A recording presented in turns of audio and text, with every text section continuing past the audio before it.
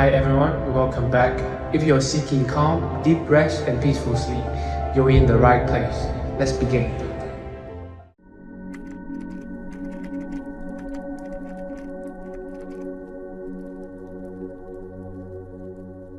For centuries, Zen Buddhism has offered a different way of meeting life.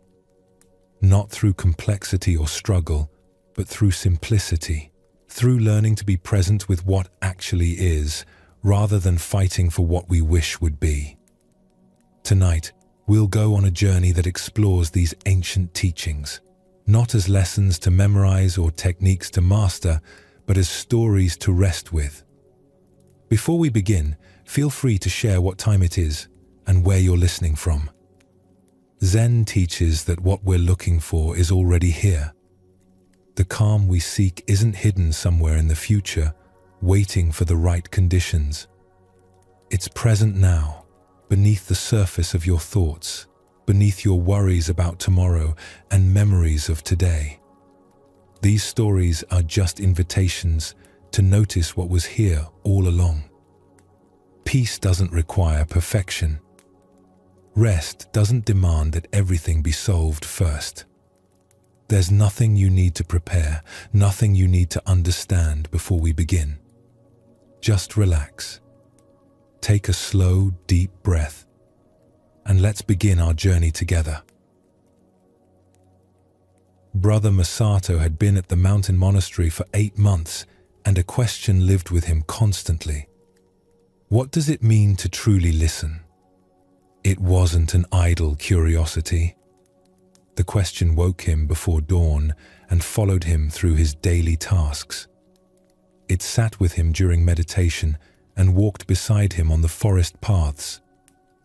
His teacher, Master Koyo, was a woman of 70 years who moved with the unhurried grace of someone who had long ago stopped fighting with time. She spoke rarely, and when she did, her words were simple. She smiled often, a smile that seemed to come from some deep well of understanding that Masato could not access. When Masato brought his question to her, she would listen with her whole attention. Her eyes would meet his, kind and clear. Then she would nod slowly, as if acknowledging something important. But she never answered. She would simply return to whatever task occupied her hands, sweeping the courtyard with long, even strokes, tending the vegetable garden, her fingers gentle with the young plants, preparing tea with a focus that made even that simple act seem sacred. Her silence didn't answer his question. It only made the question grow larger, more pressing. Masato watched the other monks, trying to understand what they seemed to grasp that eluded him. Some of them had been at the monastery for years. They moved through their days with a quality of presence that he envied. When they sat in meditation, their faces became still as mountain lakes. When they worked, they seemed fully absorbed in each task, no matter how ordinary. Masato tried to copy them. He tried to be present. He tried to listen. But his mind was always somewhere else, always searching, always asking its question. One morning in early autumn, the air carried the first hint of coolness after the long summer. The maple trees around the temple were just beginning to turn, touches of red appearing among the green. Master Koyo assigned Masato the task of clearing fallen leaves from around the temple's main entrance.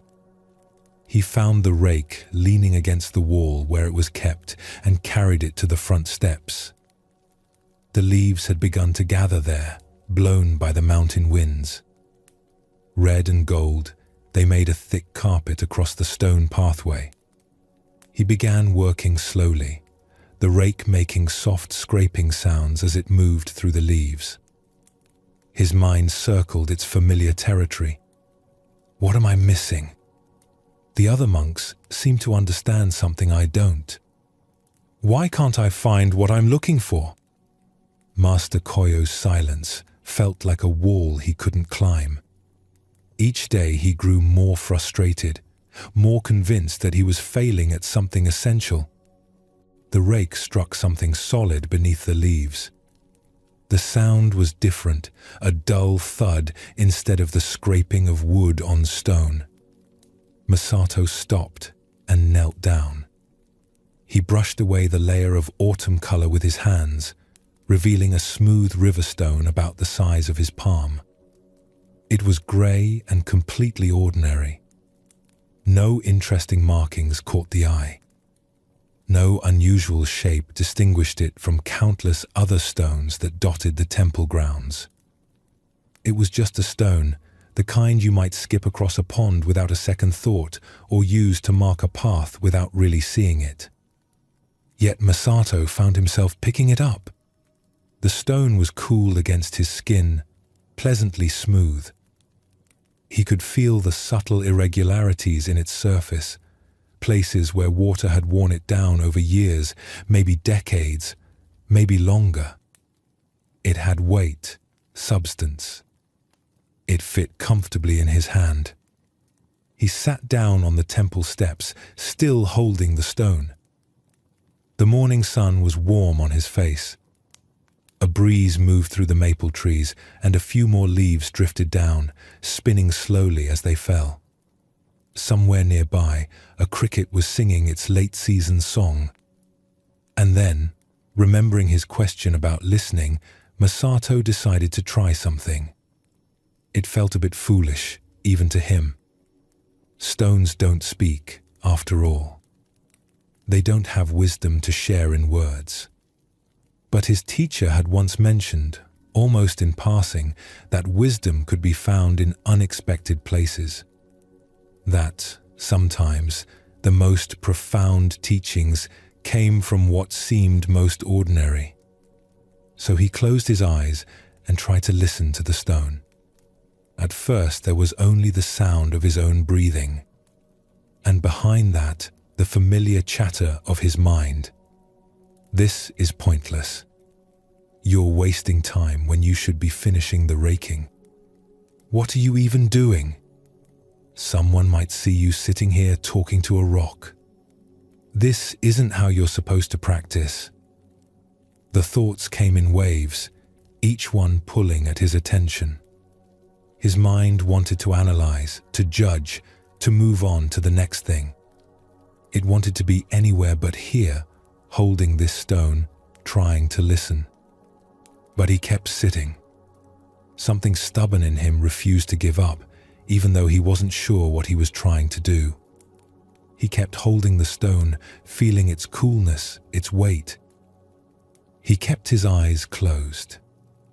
He kept trying to listen, though he didn't know what that meant anymore. Minutes passed. The cricket kept singing. The breeze kept moving through the trees.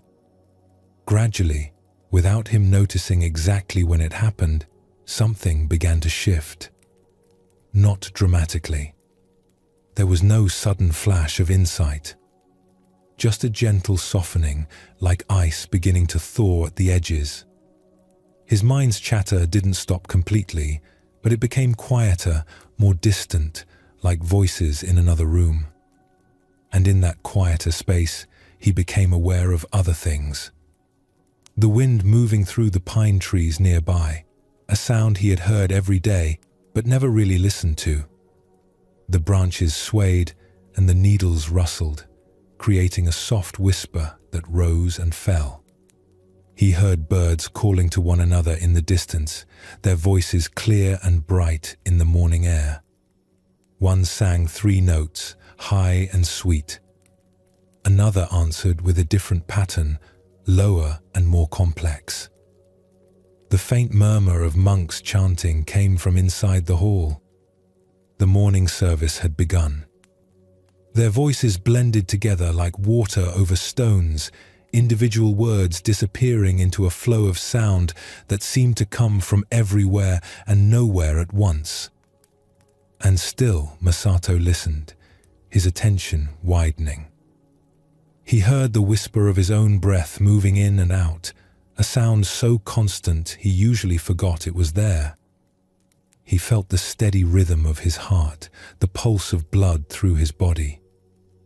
His thumb moved slightly against the stone surface, and he heard even that, the faint sound of skin on stone. Beneath all the individual sounds, there was something else. Not a sound exactly, but a presence. A kind of quiet hum that seemed to hold everything together. The simple fact of existence itself. Morning. Mountain. Breathing. Being. The stone remained in his hand. Cool. Smooth. Silent. Unchanging. It had no wisdom to offer in words. It made no promises. It simply was what it was, completely and without question. Masato exhaled slowly and opened his eyes. The world looked the same as before. The stone looked exactly as it had when he first picked it up. Grey, ordinary, unremarkable. The leaves still covered the pathway. The rake still leaned against his leg where he had set it down. Yet, something had changed. Not in the stone. Not in the world around him. In him. In how he was meeting the moment. He stood slowly, still holding the stone. His legs had stiffened a bit from sitting, and he stretched them carefully. Then he walked to where Master Koyo was sweeping the path that led to the garden.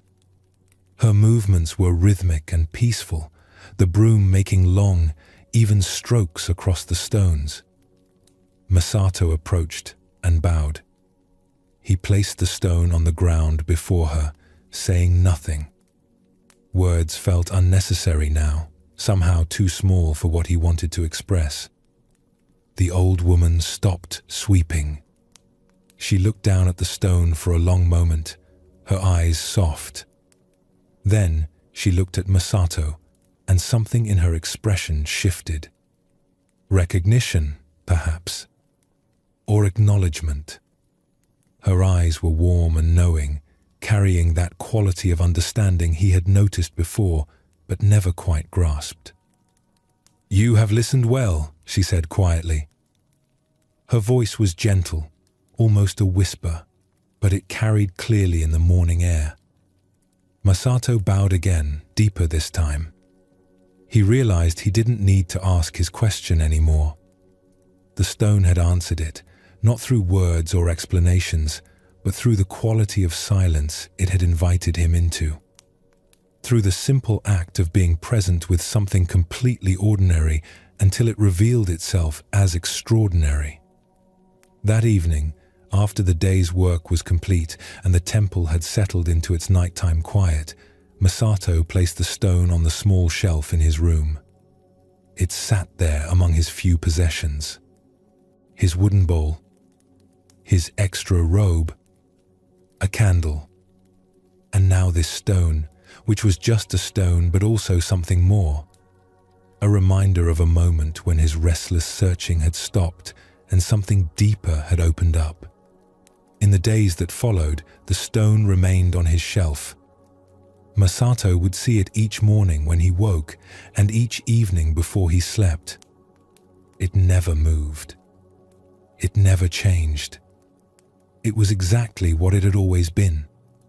Yet, each time he looked at it, he remembered that morning on the temple steps. The moment when he learned to listen with more than just his ears. When he discovered that what he had been searching for wasn't hidden somewhere else. It was right here, in the simple act of paying attention, in becoming quiet enough to hear what had been present all along. This story speaks to something at the heart of Zen Buddhism. We spend so much time looking for wisdom in complicated places. We read books, study teachings, ask questions of teachers and masters. We search for answers, for techniques, for some special knowledge that will unlock understanding. We think wisdom must be difficult, must require years of practice or special insight. But the stone teaches something else. It teaches that what we're looking for isn't hidden in complexity. It's present in the simplest things, if we can learn to be present with them. Masato's question about listening was a genuine question, coming from a real longing to understand. But notice that he didn't get an answer in words. Master Koyo could have explained what true listening means. She could have given him techniques or practices, steps to follow, concepts to grasp. Instead, she just kept being quiet. Kept doing simple tasks with complete attention. She was showing him rather than telling him, inviting him to discover through his own experience what couldn't be captured in explanation. The stone became Masato's teacher because he finally stopped trying so hard to understand and just sat with it. He gave it his full attention, not analyzing it or thinking about it or trying to figure out what it meant. Just being present with this ordinary piece of the mountain. What he discovered was that listening isn't really about the ears at all. It's about a quality of attention that includes everything. When we truly listen, we're not just hearing sounds. We're opening ourselves to the whole present moment. The wind, the birds, the breathing, the heartbeat, the silence that holds all sounds. The simple fact of being alive and aware. This is what Zen Buddhism means by presence. Not thinking about the moment. Not analyzing it or trying to understand it or figure out what to do with it. Just being here, fully, with whatever is happening. The stone couldn't teach this through words. It could only invite Masato into a different way of being, and he had to accept that invitation himself. What's interesting is that the stone itself didn't change. It was the same before and after. Grey, ordinary, smooth. Masato was the one who changed. He stopped searching for understanding somewhere else and discovered it right where he was. In the simple act of sitting still, holding something ordinary, paying attention without trying to get anywhere or become anything. This matters because we live so much of our lives the way Masato lived those first 8 months. Restless, searching, asking questions and waiting for answers. Thinking that peace or wisdom or understanding is somewhere other than here, sometime other than now.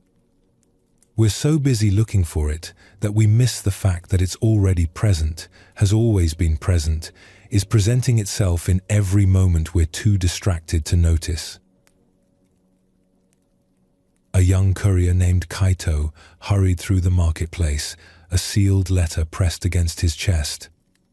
His hand held it tightly, as if the paper might somehow escape if he loosened his grip. The governor was waiting for this message, and Kaito had been entrusted with its delivery. The responsibility felt heavy, important. There was no time to waste. His feet moved quickly through the crowded square, dodging between merchants and shoppers, his eyes focused on the path ahead. The market was busy that morning, as it always was, when the weather was good and the farmers had brought their produce down from the surrounding hills. The square was filled with color and sound and movement. Vendors called out their prices in sing-song voices, each trying to be heard over the others.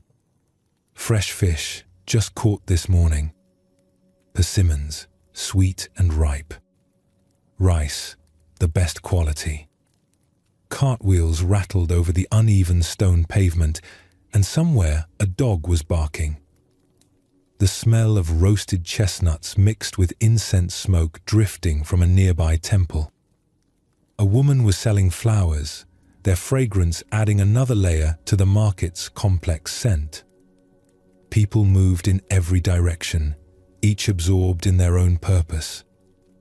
Shopping for the evening meal. Meeting friends. conducting business. The market was its own small world, chaotic and alive. Kaito wove through it all without really seeing any of it. His mind was entirely on his task. Get to the governor's residence. Don't be late. Don't lose the letter. His jaw was tight. His shoulders were hunched forward. His breathing was shallow and quick. A gust of wind spiraled through the narrow alley between two stalls, the kind of small whirlwind that sometimes appeared in open spaces on windy days. It lifted a white feather into the air, carrying it up and away from wherever it had fallen. Perhaps from one of the chickens being sold at the poultry stall. Perhaps from a pillow someone was carrying. The feather's origin didn't matter. What mattered was how it moved. It drifted across Kaito's path, turning slowly in the air, catching the morning light. It rose on the breeze, dipped slightly, then settled directly in front of his next step, resting on the stones as if it had been placed there deliberately. His foot paused mid-stride. He stood there, frozen for a moment, one foot in the air, the other planted. Watching this white feather rest on the grey stones of the marketplace. An old vendor arranging oranges at a nearby stall noticed the young man's sudden stillness. He chuckled quietly, a warm sound that held no mockery. "You won't catch it by chasing," he said, his voice carrying just far enough to reach Kaito's ears.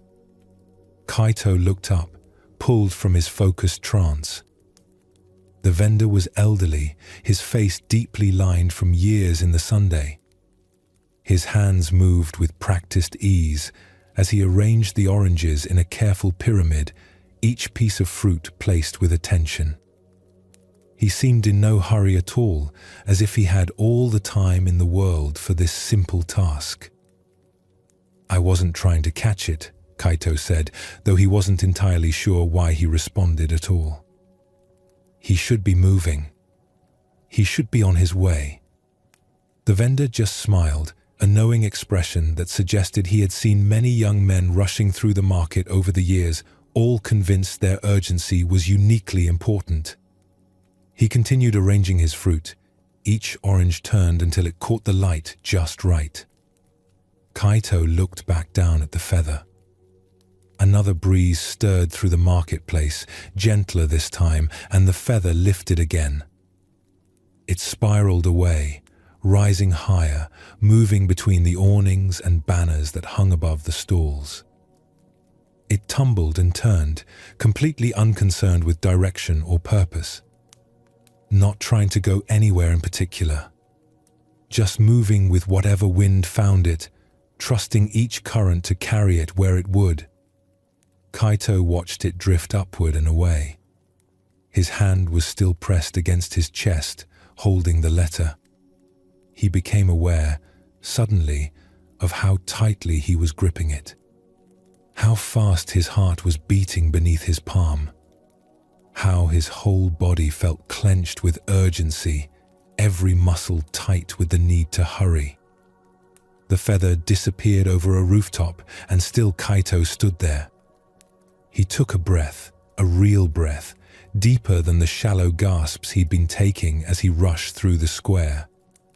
The smell of roasted chestnuts reached him again. This time, he actually noticed it. Warm and sweet, with a hint of smoke. His stomach responded, reminding him he'd left the house without eating. Someone was playing a flute somewhere beyond the square. The notes floated through the air, gentle and unhurried. A simple melody, probably a street musician hoping for a few coins.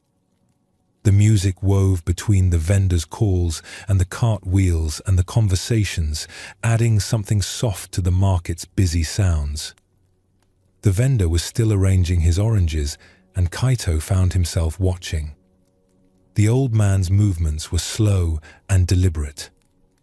Each piece of fruit was picked up, examined, then placed with care. The morning sun lit up the oranges, making them glow like small lanterns. The pyramid was growing, each level carefully constructed to support the next. Kaito realized he had passed this stall many times. Dozens of times. Maybe hundreds in the months he'd been working as a courier. But he'd never really seen it. Never noticed the care the vendor took with his display.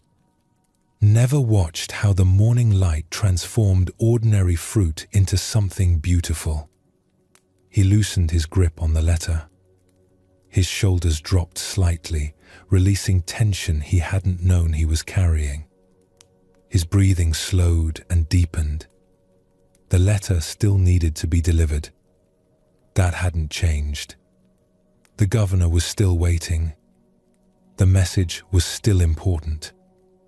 But Kaito found himself wondering if it truly had to be this very second. If perhaps the message would arrive exactly when it needed to, whether he ran there in a panic or walked with some awareness of the world around him. Whether arriving 2 minutes later would actually matter, or if his urgency was just a habit, a way of moving through the world that he'd never questioned. He stood still for another breath, then another.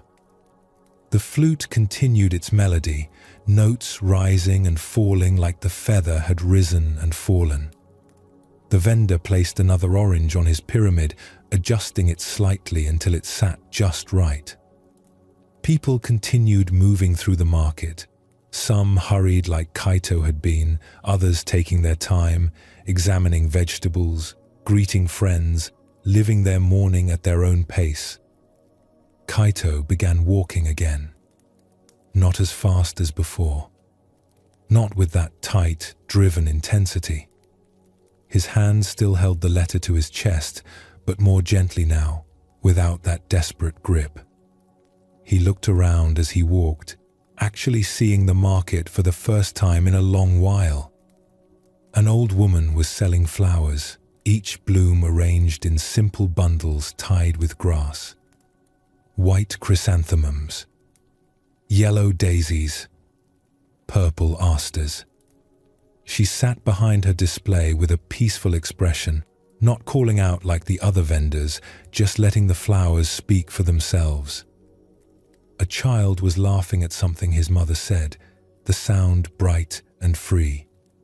The mother smiled down at him, in no rush to move along, content to share this moment of joy with her son.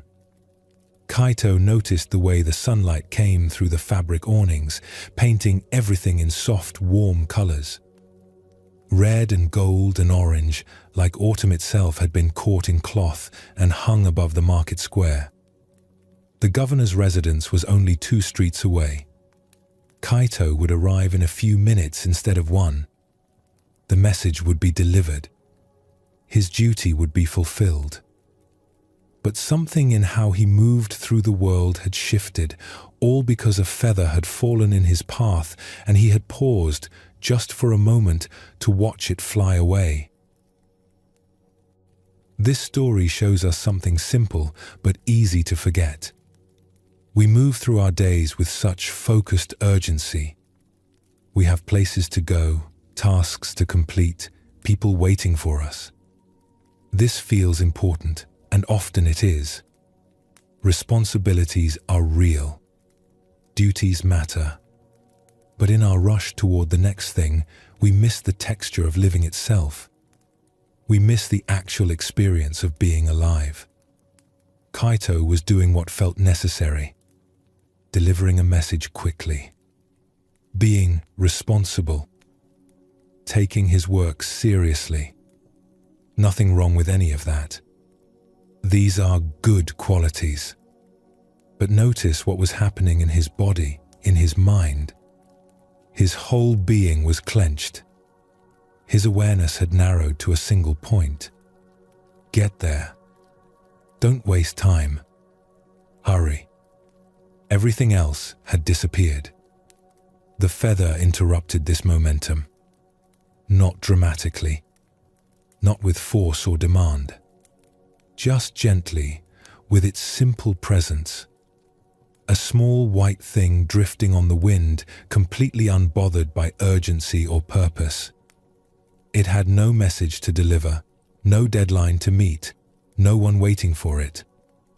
It simply moved with whatever moved it, rising and falling with complete trust in the wind's direction. Something about watching it helped Kaito remember that there's another way to be in the world. He could still deliver his message, still be responsible, still fulfill his duty, and arrive at the governor's residence. But he didn't have to turn himself into a tightly wound spring to do it. He didn't have to shut out everything except his goal. This is what Zen Buddhism calls getting lost in doing. We become so identified with our tasks and purposes that we forget we're also alive in this moment. We forget there's a whole world happening around us. Roasted chestnuts and flute music and morning sunlight.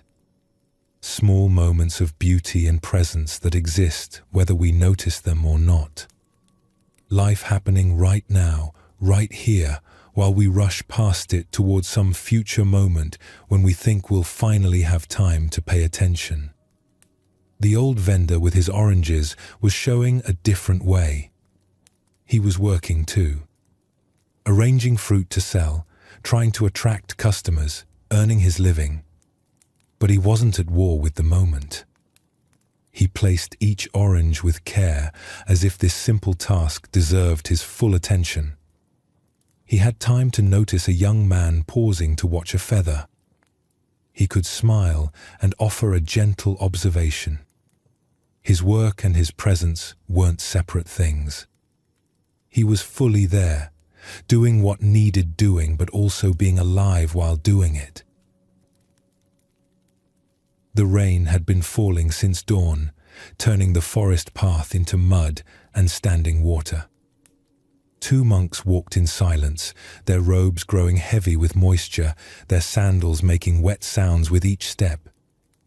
Brother Kenji was young, barely 20, with only 2 years at the monastery. Brother Taizen had been walking these mountain paths for nearly 4 decades. The abbot had sent them together to deliver medicine to a village on the other side of the mountain. As they rounded a curve where the path dipped toward a stream, they saw a young woman standing at the water's edge. She wore fine silk robes, her hair arranged with carved wooden pins. She stared at the swollen stream with clear worry on her face. The water rushed brown and angry, carrying broken branches from higher up the mountain. What was normally a gentle brook had become a torrent that would reach past her knees. She turned as she heard their footsteps and bowed. "Honored monks," she said, "I was visiting my grandmother when the rain started. Now I cannot cross. My clothes will be ruined and I am expected home before nightfall. Would one of you be willing to help me?" Kenji stiffened immediately. His hand moved to the prayer beads at his waist. "Certainly not," he said, his voice tight. "Our vows forbid physical contact with women. Surely you know this." The young woman's face fell. She looked back at the rushing water, then at the darkening sky. Taizen said nothing. He simply walked forward, adjusted his robe, and bent slightly. "Climb onto my back," he said calmly. The woman hesitated, looking between the two monks. Kenji had turned away, his face rigid. But Taizen waited patiently, and finally she accepted. The older monk carried her across the stream with steady, careful steps. The water pulled at his robes, and the current tried to push him sideways, but his footing remained sure. When they reached the other side, he set her down gently on the dry path. She bowed deeply, her hands pressed together. "Thank you, honored teacher. You have shown great kindness." Taizen returned her bow and watched as she hurried up the path toward the village, her silk robes untouched by the muddy water. Kenji crossed the stream alone, jumping from rock to rock with barely hidden anger. When he reached the other side, he would not look at his companion. They walked on through the forest. The rain began to ease, and patches of pale sky appeared between the clouds. Neither monk spoke. An hour passed. Then another. The path climbed steadily upward, winding between ancient cedars whose bark was thick with moss. Normally, Kenji enjoyed this part of the journey. Today, he could see nothing but his own churning thoughts. Finally, as they stopped to rest near a small shrine, Kenji's control broke. "I cannot believe what you did back there," he burst out. "Have you no discipline? No respect for our vows? The rules are clear. We are forbidden from touching women. You carried her on your back as if you were a common porter. What will people think of our monastery if they hear of this?" Taizen had been drinking from his water gourd. He lowered it slowly and looked at Kenji with calm eyes. "Tell me," he said, "what did I do when we reached the other side of the stream?" Kenji frowned, thrown off by the question. "What do you mean?" "You put her down." "Exactly," Taizen nodded. "I put her down on the far bank, and she went on her way." "So why, my young brother, are you still carrying her?" The words landed like a stone in still water. Kenji opened his mouth to respond, then closed it again. He looked at the path behind them, stretching empty and quiet through the forest. The rain had stopped completely now. Drops of water fell from the leaves overhead, catching the light. Somewhere nearby, a bird began to sing. Taizen shouldered his pack and continued up the path, his steps light despite his age. Kenji stood for a moment longer at the shrine, staring at nothing before following. They walked the rest of the way in silence, but it was a different kind of silence than before. This story shows us something about how we create our own suffering. Taizen carried the woman physically for maybe 30 seconds across a stream. Then he set her down and walked on, his mind completely free. Kenji, who never touched her at all, carried her mentally for hours, getting heavier with each step.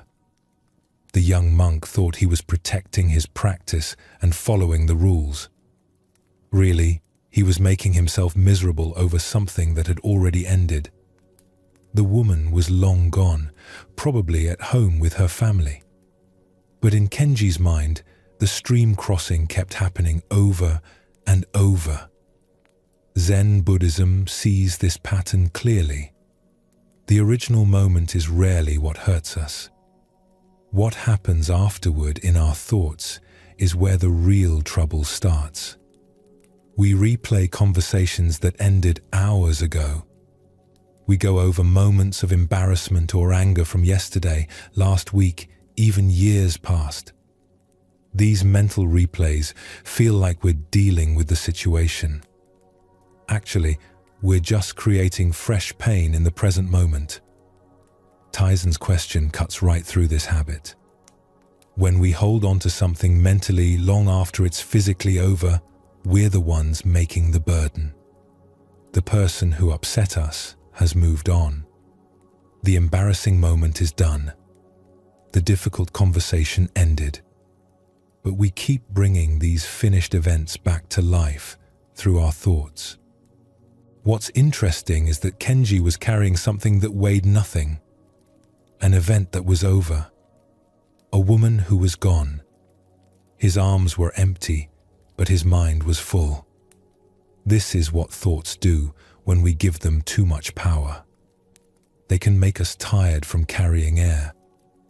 Zen doesn't say we should ignore what happened or pretend difficult things didn't occur. Tyson didn't pretend he hadn't carried the woman. He just didn't need to carry her any further than the opposite bank. The action was complete. Why make it continue? This matters especially when we're trying to rest. The mind often becomes most active right when we finally lie down. Every unfinished conversation from the day comes back. Every awkward moment replays itself.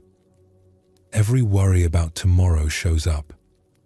We're like Kenji, carrying things that have already been set down. The practice isn't forcing thoughts away. That's just another kind of carrying. It's more like noticing when we're adding weight that doesn't need to be there. Oh, this is a memory, not something happening now.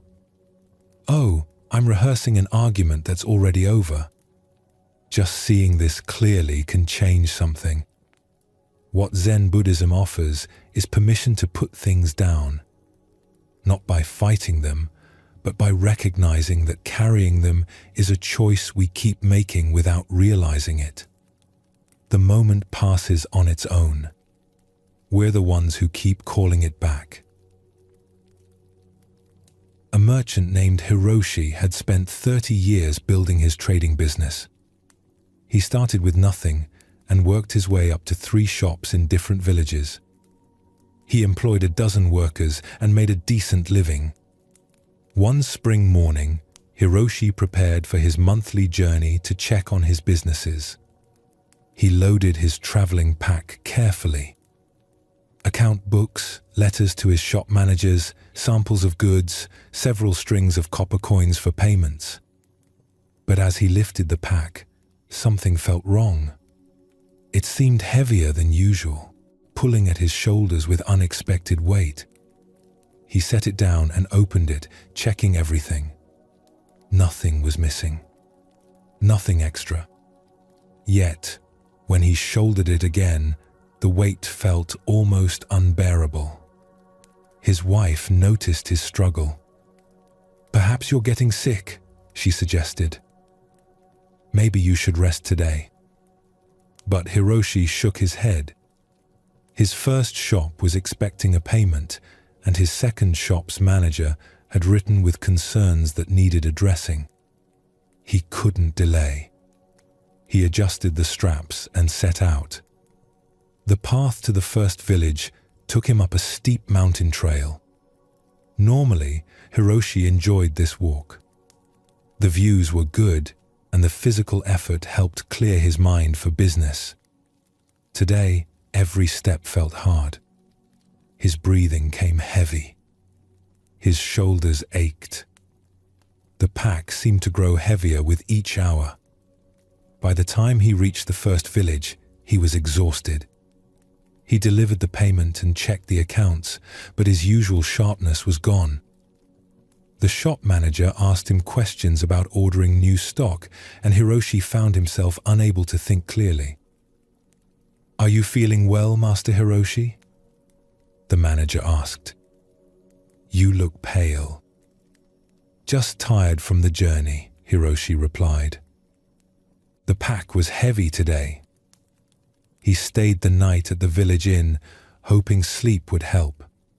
But the next morning, the pack felt even heavier. The walk to the second village took twice as long as usual.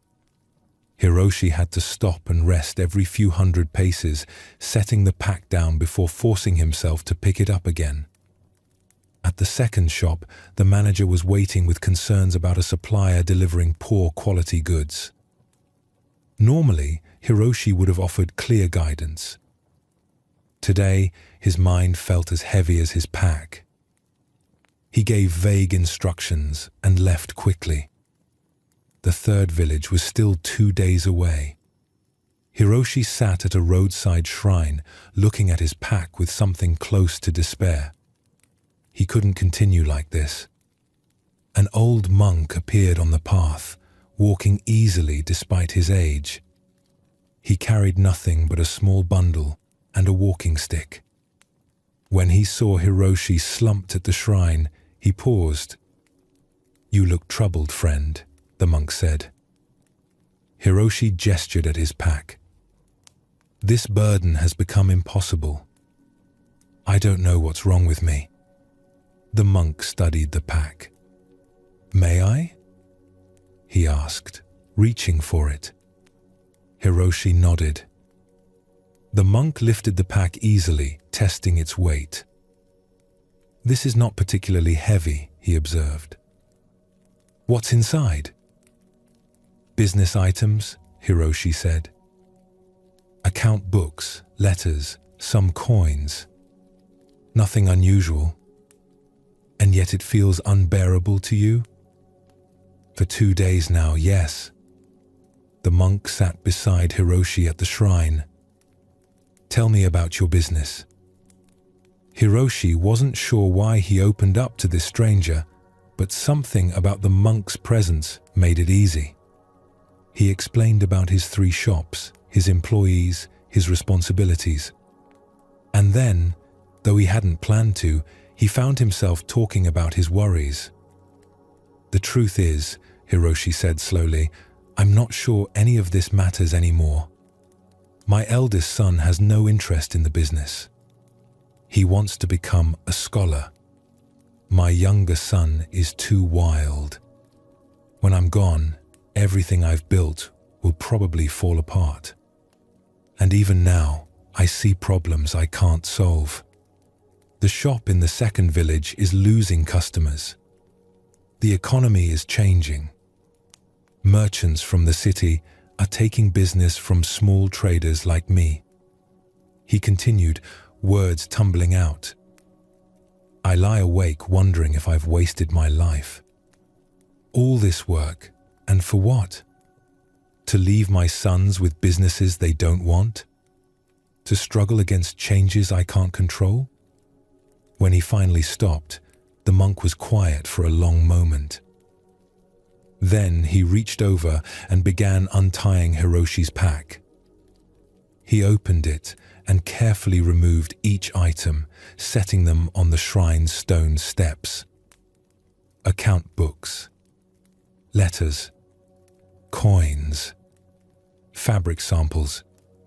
Everything came out until the pack was completely empty. The monk held up the empty pack. Lift this, he said. Hiroshi took it, confused. It weighed almost nothing. Now, the monk said, tell me how this empty bag has been making your journey so difficult. Hiroshi stared at the pack in his hands. But it wasn't empty. All these things, he gestured at the items spread across the steps. These things? The monk asked, picking up an account book. This weighs maybe ½ a pound. And these coins? He lifted a string of copper. Less than £1 pound. Altogether, maybe 5 or 6 pounds.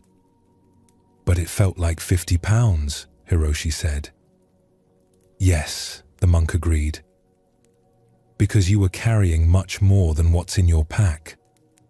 You've been carrying all your fears about the future, your worries about your sons, your doubts about whether your life matters, your struggles against changes you cannot control.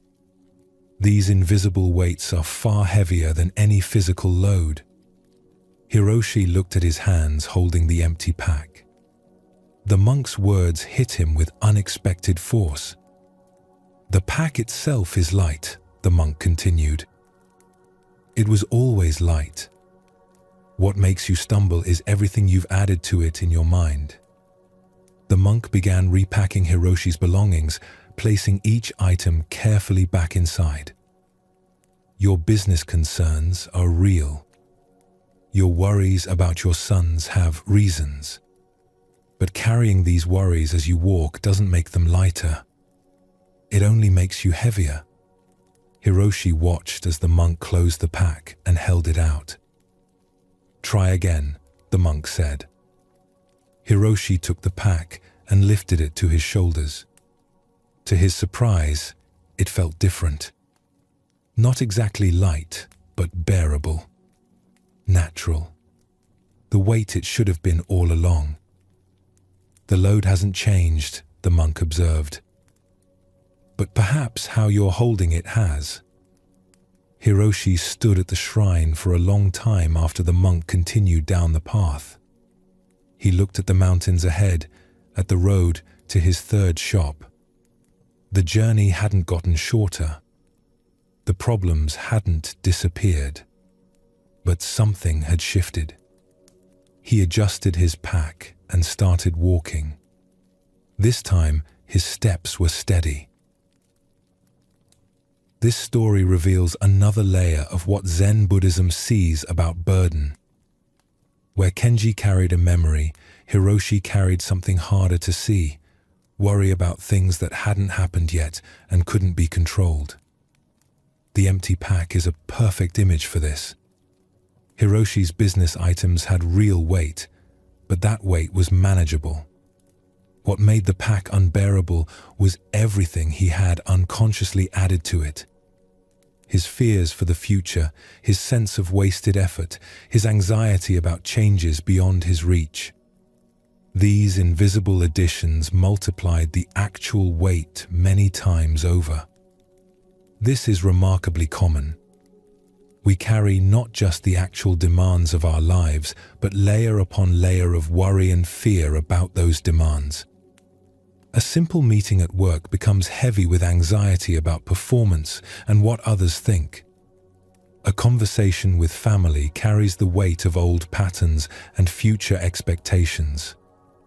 Zen Buddhism helps us see the difference between the actual weight of our responsibilities and the added weight of our mental stories about them.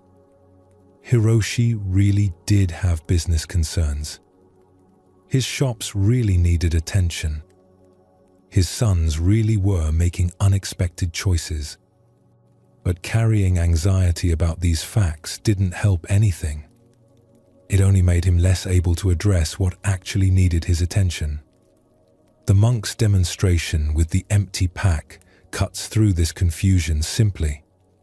When Hiroshi saw the pack without its contents, he could feel directly how light it actually was. This helped him recognize how much extra weight he had been adding through his thoughts.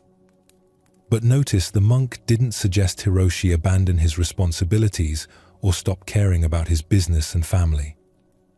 The items went back in the pack. The journey continued.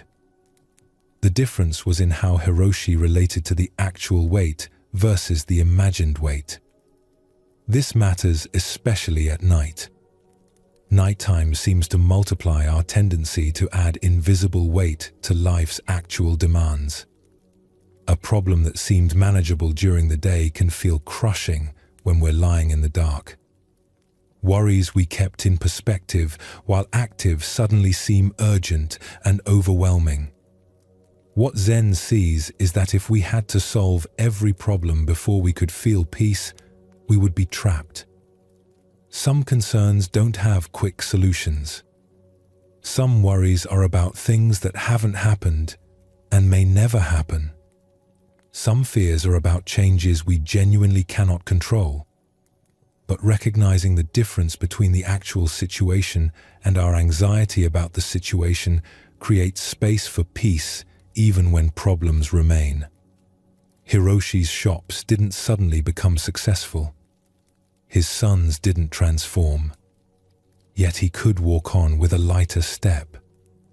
The actual weight of this moment, right now, is probably much lighter than it feels. Most of what we're carrying is invisible, added by thoughts, sustained by worry. Seeing this clearly doesn't make us irresponsible.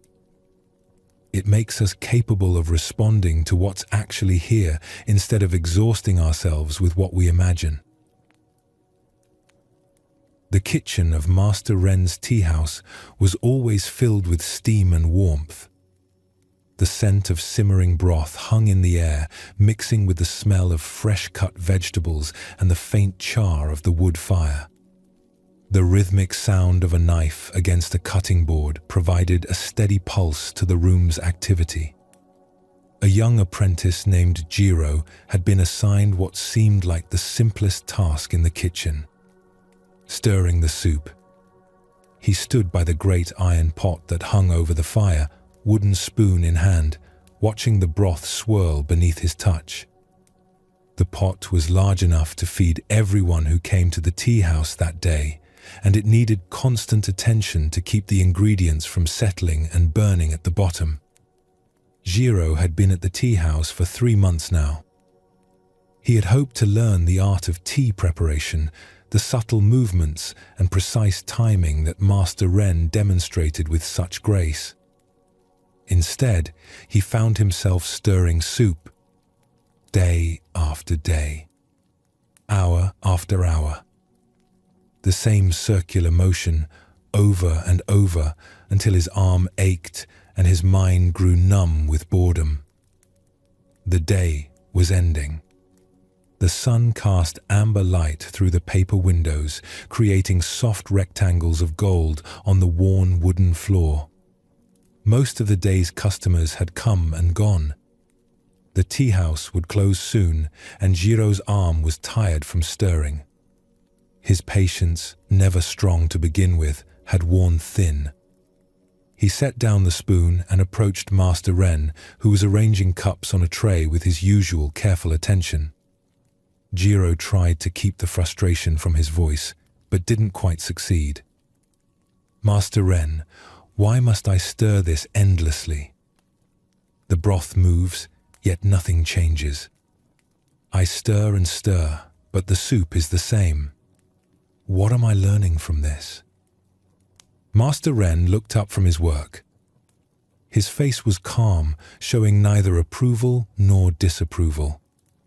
He was a man of perhaps 50 years, with silver streaking his dark hair and lines around his eyes that suggested he smiled often. He set down the tray and gestured for Jiro to follow him. They walked outside to the small garden behind the tea house. It was a simple space, just a few carefully placed stones, some bamboo, and a small pond that reflected the evening sky. The surface of the pond was perfectly still, like glass. Master Ren led Jiro to the edge of the water. Without speaking, Master Ren bent down and dipped his finger into the pond. He traced a slow circle in the water. Ripples spread outward from where his finger touched, moving in perfect rings. They distorted the reflection of the sky, breaking the clouds and the fading sunlight into fragments of light and color. The ripples moved outward and outward until they reached the edge of the pond, then gradually faded. The surface became still again, returning to its mirror-like calm. Jiro watched, puzzled. He waited for Master Ren to explain, to tell him what this demonstration meant. But the master simply looked at him with a gentle, questioning expression. "I don't understand," Jiro finally said. "The pond moves only when disturbed. Someone has to touch it to create the ripples." Master Ren nodded slowly. "And the soup?" "The soup is the same," Jiro replied, still not grasping the point. "It needs to be stirred or it will burn.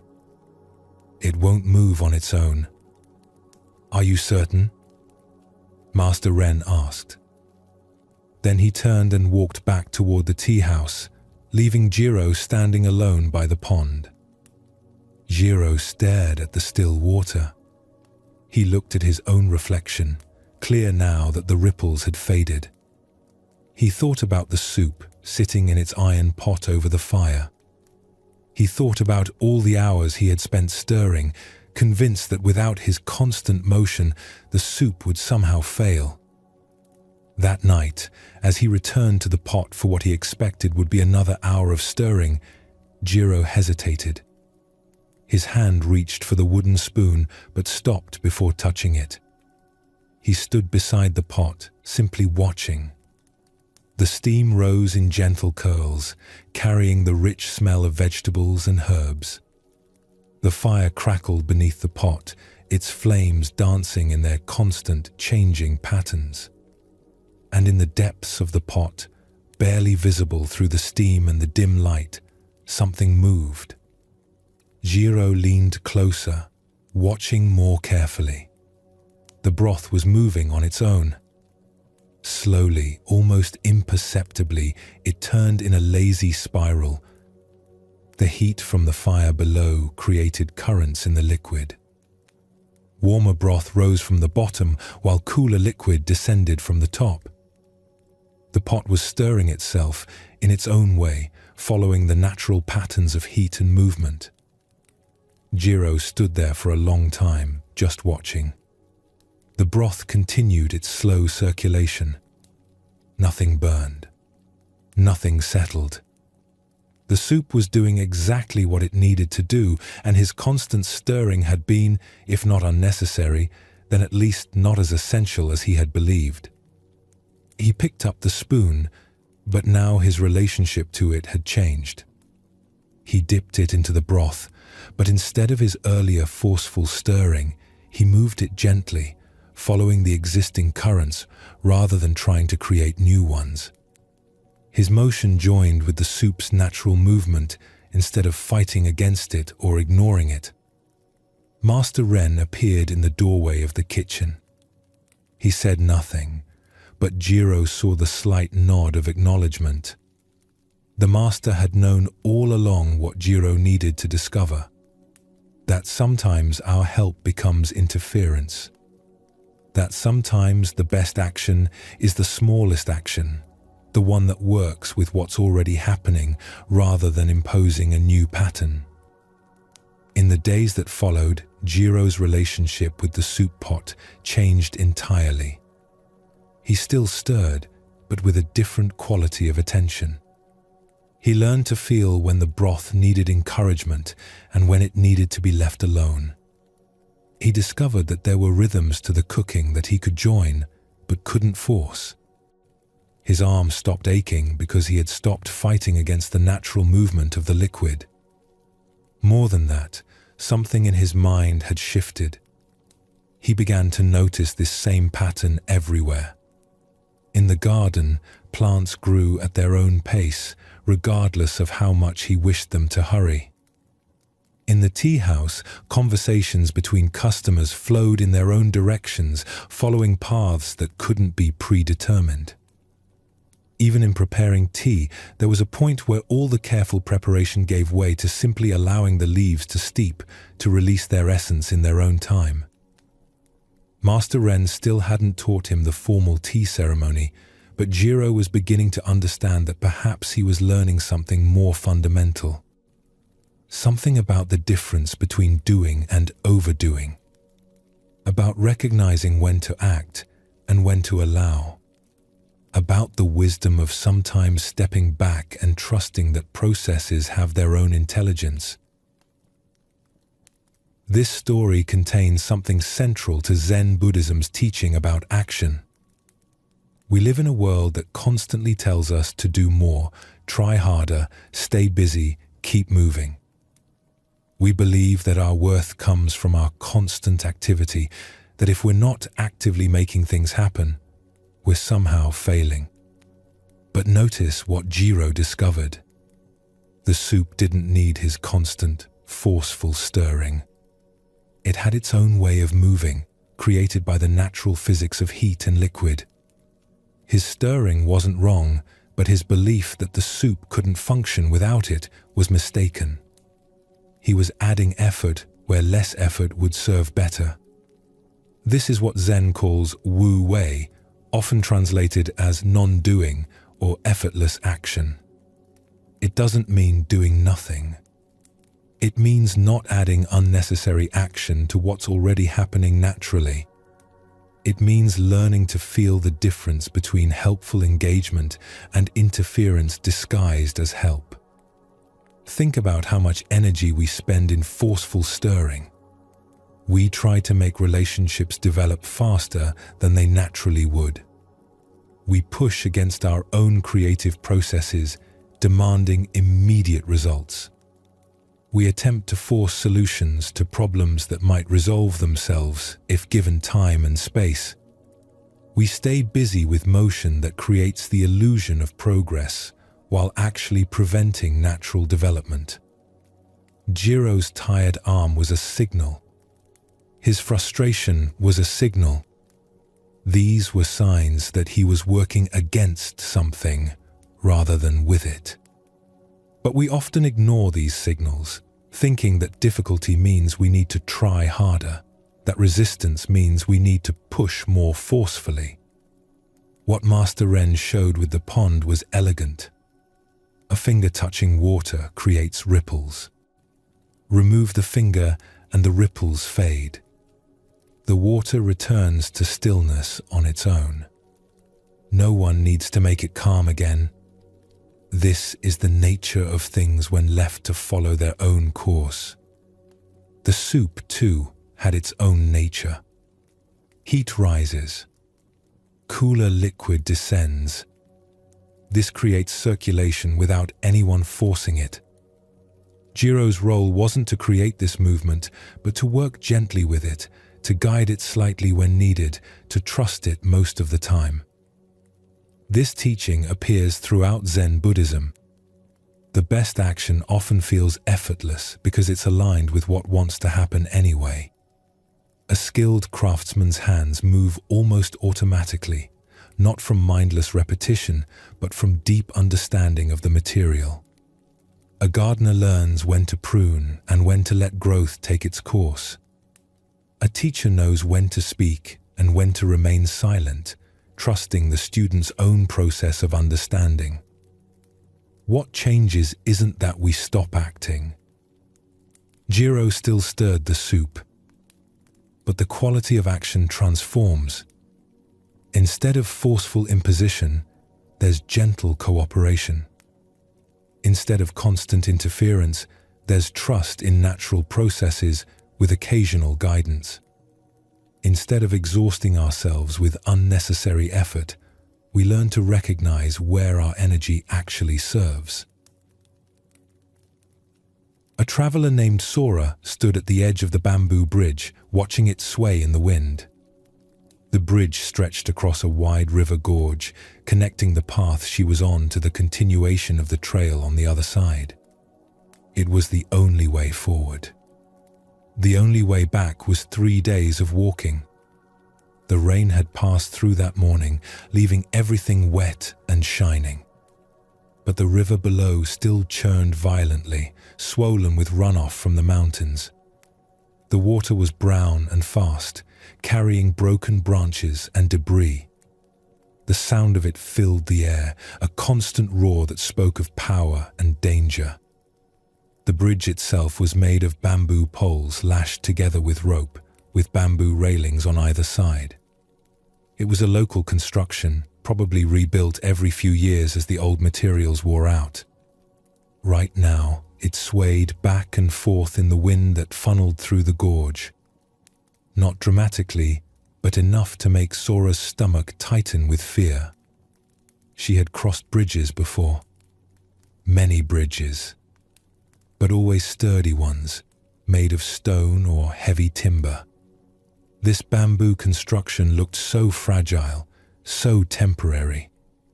She could see through the gaps between the poles to the churning water far below. The whole thing moved like something alive, responding to every gust of wind. An old ferryman emerged from a small hut built into the cliff face nearby. Sora hadn't noticed the hut until he appeared. He was weathered and lean, with skin darkened by years in the sun and wind. He carried a wooden bucket and moved with the careful balance of someone who had spent his life in unstable places. "Excuse me," Sora called to him.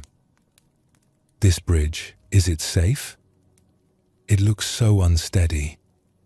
The ferryman paused and looked at her.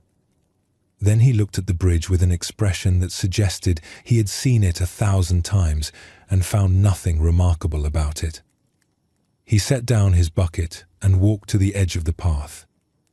Without a word, he picked up a fallen leaf from the ground, one of the many that had been stripped from the trees by the morning rain. He walked onto the bridge, his feet finding the bamboo poles with practiced ease, and placed the leaf on the surface about halfway across. The bridge swayed beneath him. The leaf trembled, then settled. The ferryman walked back to solid ground and looked at Sora with raised eyebrows, as if to say, "See?" But Sora shook her head. A leaf is not a person. A leaf weighs nothing. How do I know the bridge will hold me? The ferryman picked up his bucket and gestured toward the river gorge below. "Is the water solid?" he asked. His voice was rough from disuse, like he didn't speak often. Sora frowned at the question. "Of course not. Water is always moving." "And yet," the ferryman said, "does it not hold the boats?" He pointed downriver where, in the distance, she could see the tiny shape of a boat navigating the current. Before she could respond, he walked back to his hut and disappeared inside, apparently done with the conversation. Sora stood alone at the bridge's edge. The wind sighed through the bamboo, making the poles creak and the rope groan. The leaf still lay where the ferryman had placed it, undisturbed despite the bridge's movement. She thought about the ferryman's question. Water wasn't solid, yet boats floated on it. Water was always moving, always changing, yet it could be trusted to support what rested on its surface. The boat didn't need the water to be still or solid. It only needed to work with the water's nature, to move as the water moved. Sora looked at the bridge again. It swayed because it was flexible. If it were rigid, the wind might break it. Its movement was its strength, not its weakness. It could bend without breaking, shift without failing.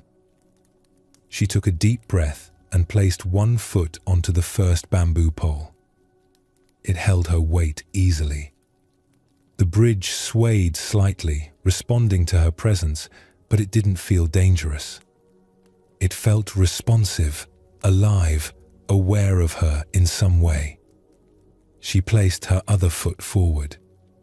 The bridge continued to sway gently. She could feel it moving beneath her, adjusting to her weight, distributing the load across its structure. It was unsettling at first, this constant motion. But as she took another step, and then another, she began to understand. The trick wasn't to fight the movement. It was to move with it. When the bridge swayed left, she leaned slightly left. When it swayed right, she adjusted right. Her body began to find its own rhythm with the bridge's rhythm. They were dancing together, in a sense, each responding to the other. Halfway across, she reached the leaf. She paused there, looking down at it. The leaf had known something she was only now learning. It didn't resist the bridge's movement. It simply rested there, light and trusting, moving when the bridge moved, still when the bridge was still. She continued to the other side, her steps growing more confident. By the time she reached the far edge and stepped onto solid ground again, something had changed. Not in the bridge. In her.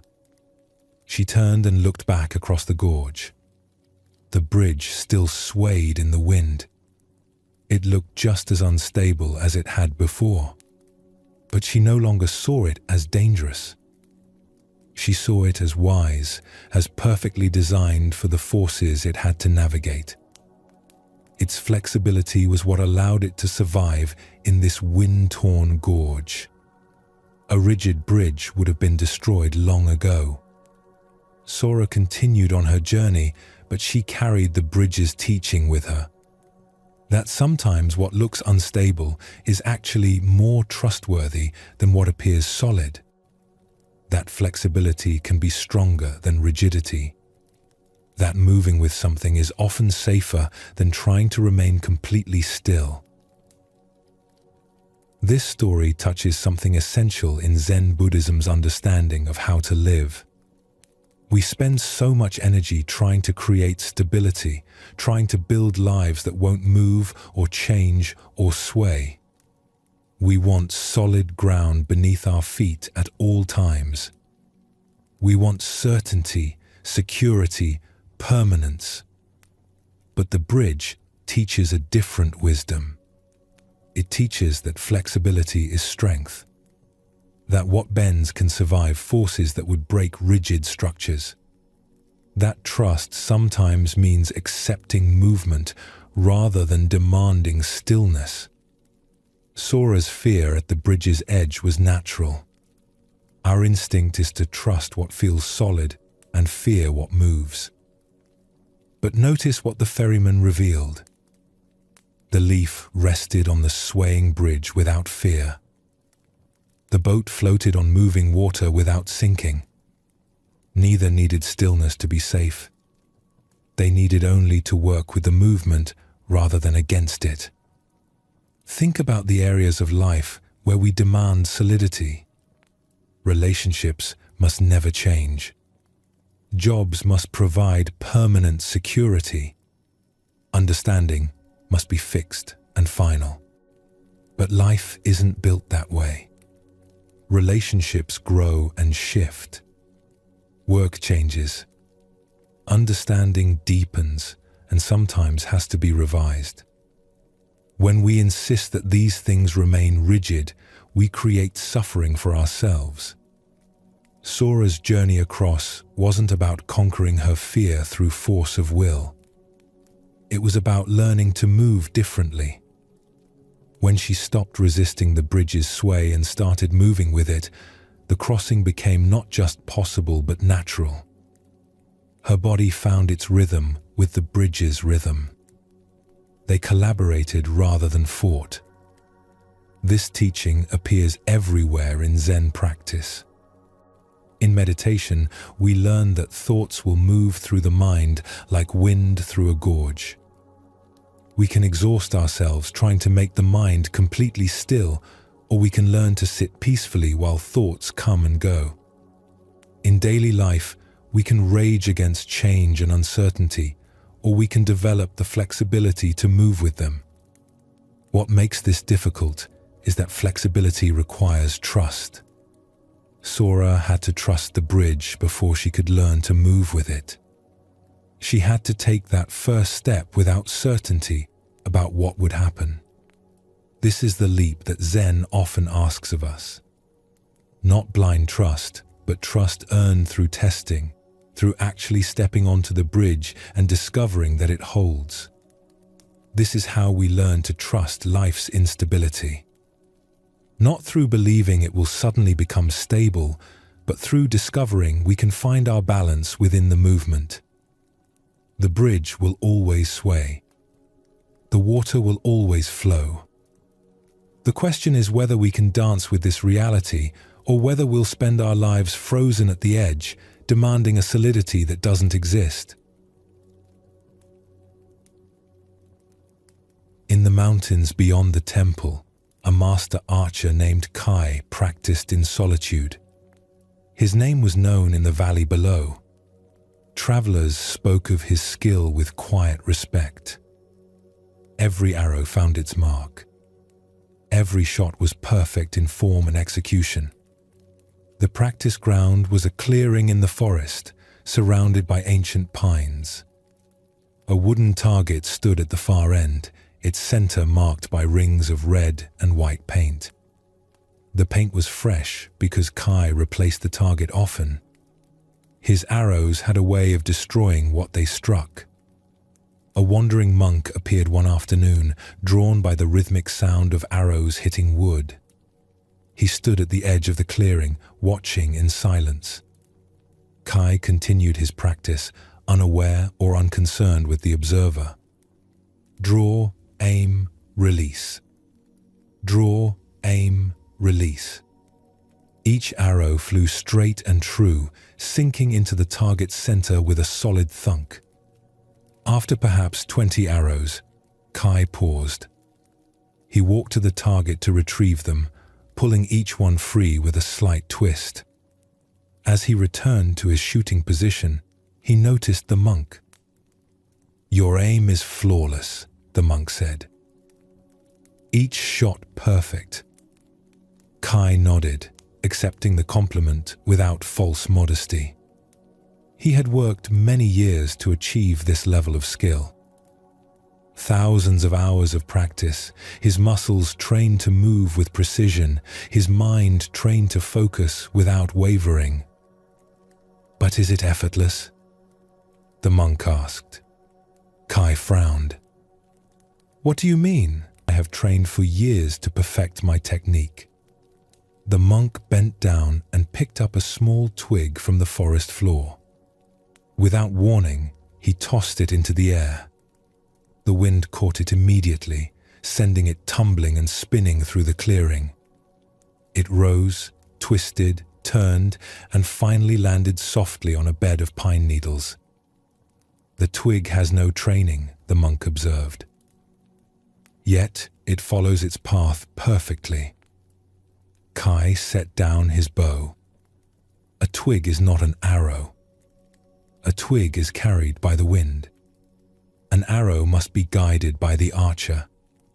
Without guidance, it flies wild and misses the target. The monk smiled, a gentle expression that held no mockery. "Then shoot without guiding." Kai almost laughed. "That makes no sense." The whole art of archery is in the guidance. The stance, the draw, the aim, the release. Every element carefully controlled. "Try," the monk said simply. Then he walked to the edge of the clearing and sat down against a tree, apparently content to watch whatever would happen next. Kai looked at his bow, then at the target. He had spent years perfecting his control over every aspect of the shot. Now this monk wanted him to release that control? It seemed absurd.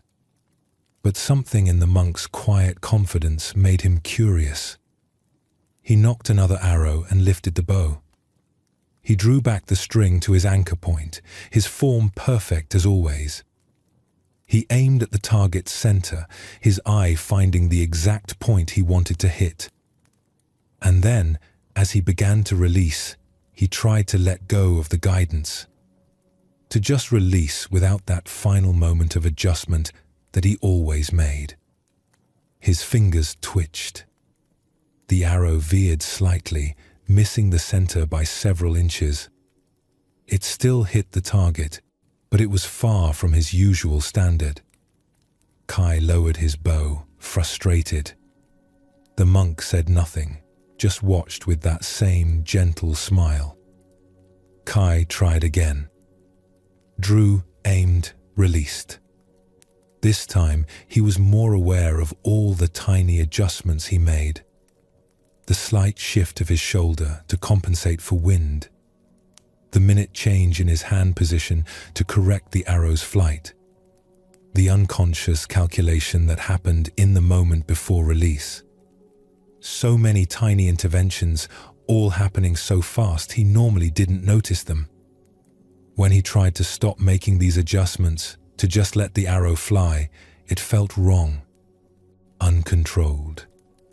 Dangerous. He tried a third time, then a fourth. Each shot was worse than his normal standard. The monk continued sitting, apparently in no hurry.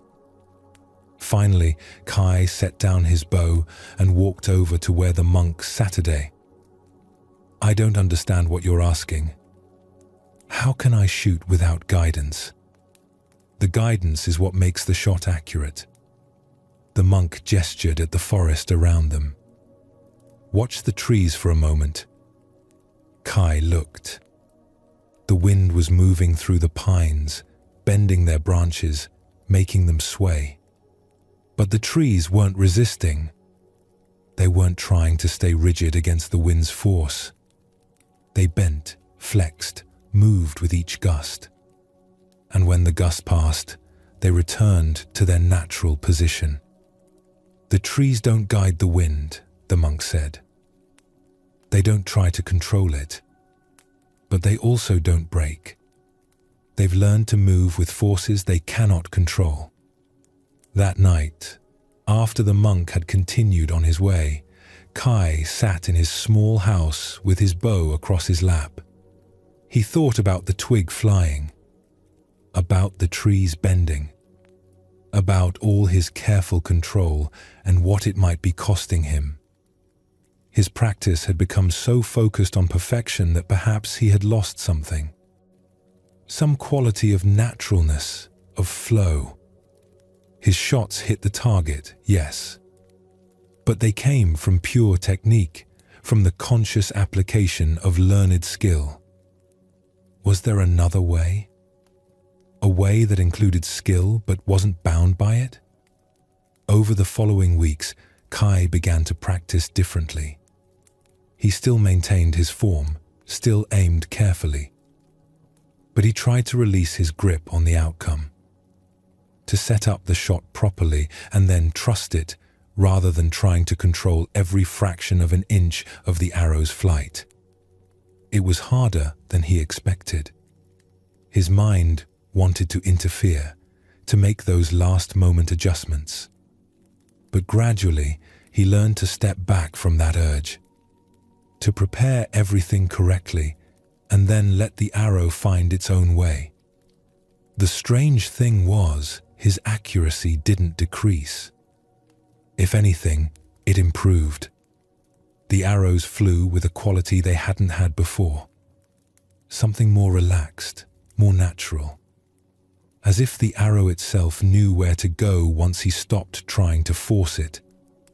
One day, many months later, Kai was practicing when he noticed the wind picking up. He watched a leaf fall from a tree, spiraling down through the air, landing exactly where it needed to land. Not where someone had decided it should land, just where it landed. He nocked an arrow, drew the bow, aimed, and then, instead of releasing with his usual control, he simply opened his fingers.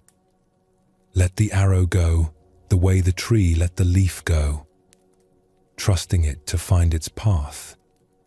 The arrow flew straight and true, sinking into the target center with perfect precision.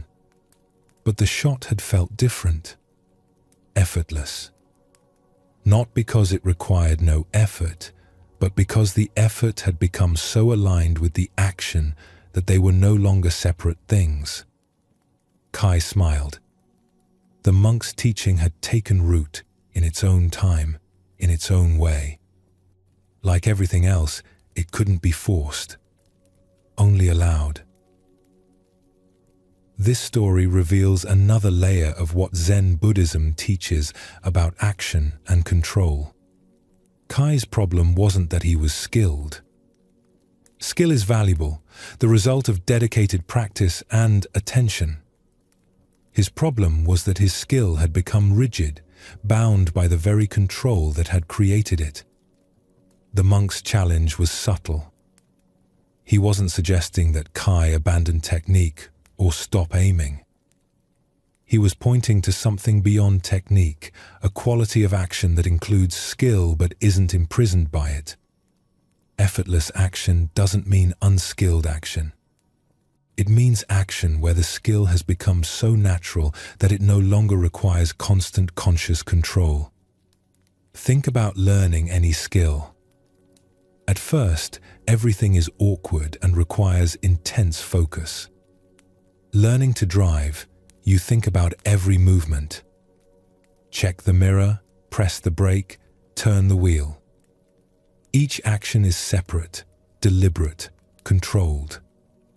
But eventually, if you continue long enough, something shifts. The actions become fluid. You drive without thinking about driving. Your body knows what to do. This is what the monk was pointing toward. Kai had learned the technique perfectly. Now he needed to learn to let the technique work through him rather than constantly managing it. The twig flying through the air showed the principle.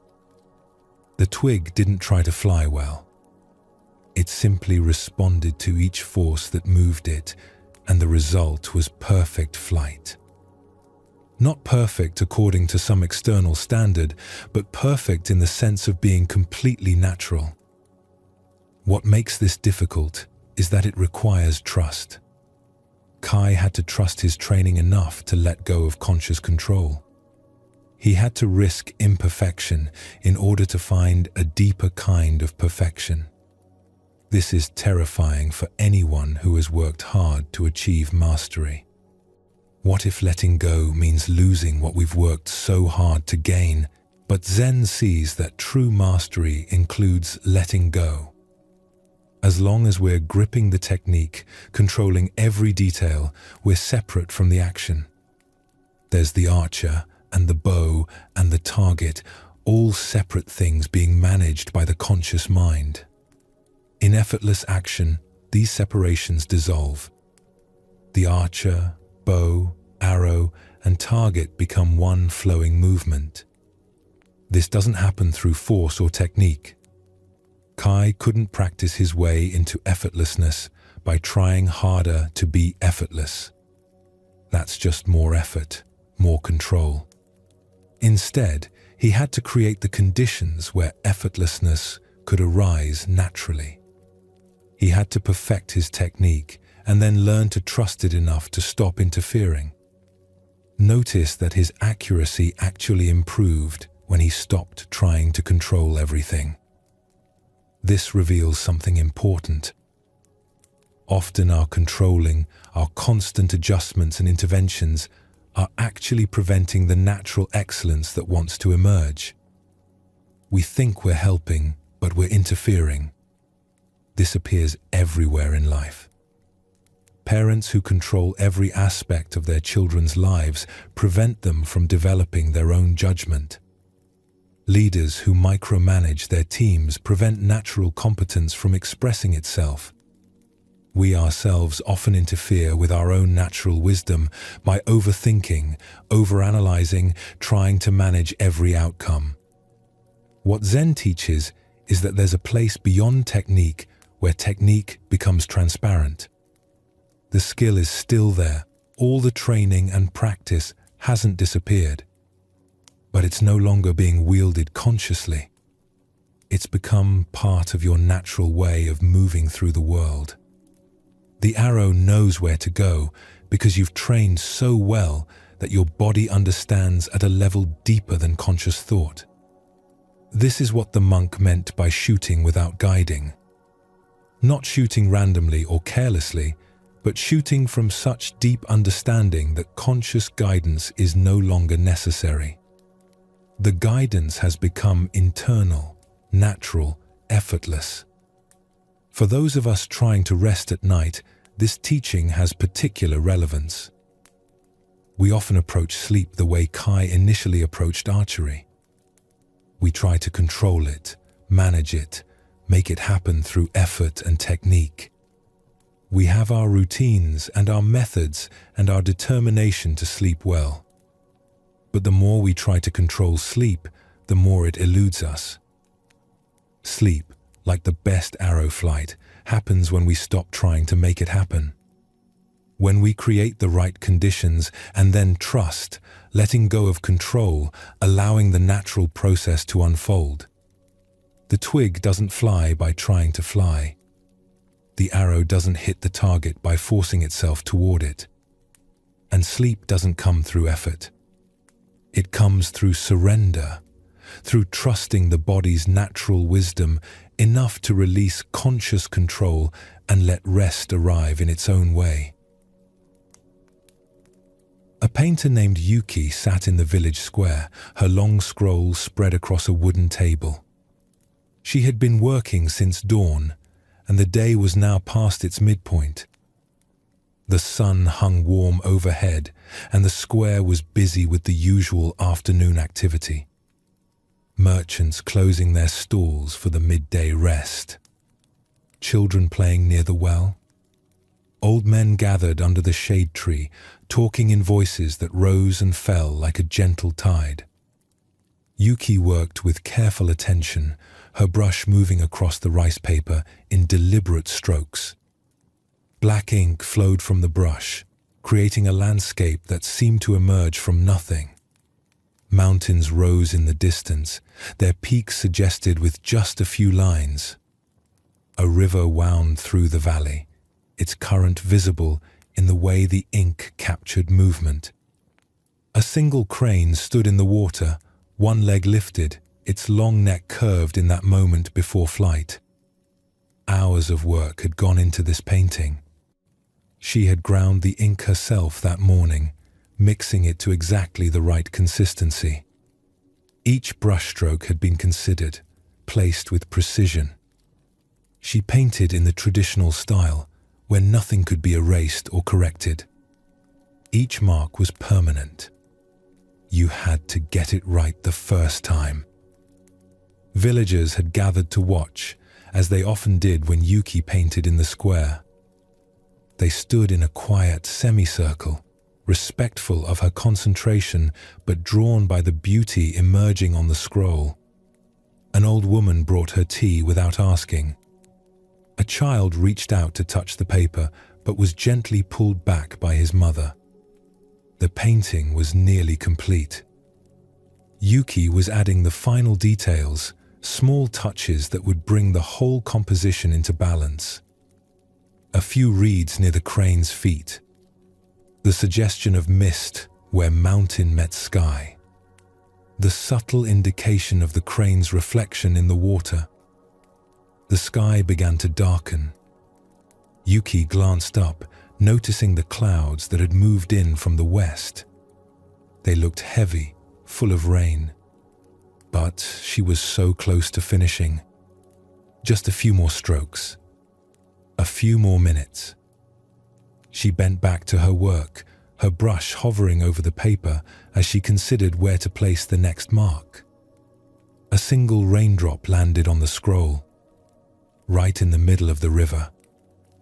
The black ink began to spread where the water touched it, the careful line she had drawn blurring outward in a sudden bloom. Then another drop fell, and another. Yuki's hand froze. She looked up at the sky, which had gone from light grey to dark in what seemed like seconds. The rain was coming, and coming fast. She should grab the scroll, roll it up, run for shelter. Save what she could of the painting. But something stopped her. She just watched as more drops fell, each one landing on the paper, each one transforming the image she had so carefully created. The villagers stepped back, uncertain. Some held out their hands to catch the rain, looking up at the sky with worried expressions. The old woman who had brought tea started to reach for the scroll, meaning to help, but Yuki shook her head slightly. No. Leave it. The rain fell harder. The black ink began to run, rivers of it flowing across the paper, following the texture of the rice paper, finding paths that Yuki had never intended. The mountains started to blur and melt. The crane lost its sharp edges, its form becoming softer, more suggestive. The water in the painting mixed with the real water falling from the sky until it was hard to tell where ink ended and rain began. Yuki stayed in her seat, watching. Her hands rested on her lap, her brush set down on the table. The rain soaked her hair, her clothes, but she didn't move. She just watched her painting transform under forces beyond her control. The river she had painted so carefully became wider, wilder. The ink spread across the paper, creating new patterns, new shapes. Dark pools formed where water collected. Pale streaks appeared where the rain washed the ink away almost entirely. The crane was barely visible now, just a ghost of a shape, more dream than bird. The villagers began to drift away, seeking shelter from the rain. The old woman hesitated, looked at Yuki one more time, then hurried toward an awning. The children were called home by their mothers. Soon Yuki sat alone in the square, rain falling steadily, the scroll before her no longer recognizable as the painting she had begun. She watched for a long time, just sitting in the rain, watching the transformation continue. The paper began to tear in places, weakened by the water. More ink washed away. What remained was strange, beautiful in a way she hadn't intended, could never have planned. Finally, the rain began to ease. The heavy downpour became a light drizzle, then stopped altogether. Clouds parted, and the sun appeared, low in the sky now, casting golden light across the wet square. Everything gleamed. Puddles reflected the sky. The air smelled clean and alive. Yuki looked at what remained of her painting. The scroll was ruined, at least in the conventional sense. The image she had worked all day to create was gone. But something else had taken its place. The rain had created its own painting, using her ink and her paper, but following its own vision. She reached out slowly and traced her finger along one of the paths the rain had carved through the ink. Her finger came away black, the wet ink staining her skin. She looked at the mark on her finger, then back at the scroll. Then, in a movement that surprised even herself, she dipped her finger in a puddle of ink that had collected in one corner of the scroll. She brought her finger to the paper and began to draw, not trying to restore what had been lost, not fighting against what the rain had done. Instead, she worked with it. She followed the lines the rain had created, extending them, completing patterns the water had started but left unfinished. Her hand moved differently now, not with the careful precision of before, but with a kind of flowing response to what was already there. She was collaborating with the rain, finishing a painting they had created together. The villagers began to emerge from their shelters, coming back to see what had happened. They gathered around Yuki again, watching as she worked with her finger, her brush forgotten. They didn't know what to make of what they were seeing. Was she painting or only watching? Was this a new work or the ruins of the old one? No one could say for certain. Perhaps not even Yuki herself. When she finally stood up, her clothes still damp, her fingers stained with ink, the sun was setting. The scroll remained on the table, this strange hybrid creation born from intention and accident, from human design and natural force. It wasn't what she had planned to make, but it was complete in its own way. An old scholar who had watched the whole thing from beneath an awning approached slowly. He looked at the scroll for a long time without speaking. Then he looked at Yuki.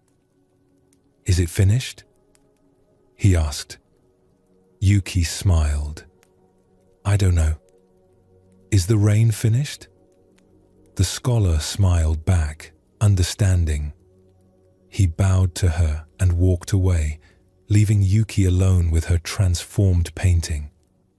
She rolled up the scroll carefully, this thing that was both destroyed and created, both loss and gift. She carried it home as the last light faded from the sky, already wondering what it would show her when she unrolled it the next day. This story speaks to the heart of Zen Buddhism's teaching about impermanence and attachment. Yuki spent hours creating something beautiful, something she had imagined and worked to bring into existence. And then, in minutes, it was transformed into something entirely different. Her initial impulse must have been what any of us would feel. Protect the work. Save what can be saved. The painting represented hours of effort, skill, vision. To watch it destroyed would be heartbreaking for any artist. But notice what actually happened. Yuki didn't fight against the rain. She didn't grab the scroll and run. She watched. She allowed the transformation to occur. And in that allowing, something unexpected emerged. This is what Zen means when it talks about non-attachment. Not that we shouldn't care about things or put effort into creating beauty. Yuki clearly cared deeply about her work. She had spent hours on that painting. But she wasn't so attached to her vision that she couldn't allow it to change. She wasn't so invested in the outcome that she had to protect it from transformation. We spend so much of our lives trying to prevent change. We create something and want it to stay exactly as we made it. We build relationships and want them to remain frozen in their best moments. We establish routines and fight against anything that disrupts them. We grip tightly to how things are, or how we wish they were, terrified of the rain that might transform everything. But change comes regardless. Life is rain falling on our carefully painted scrolls.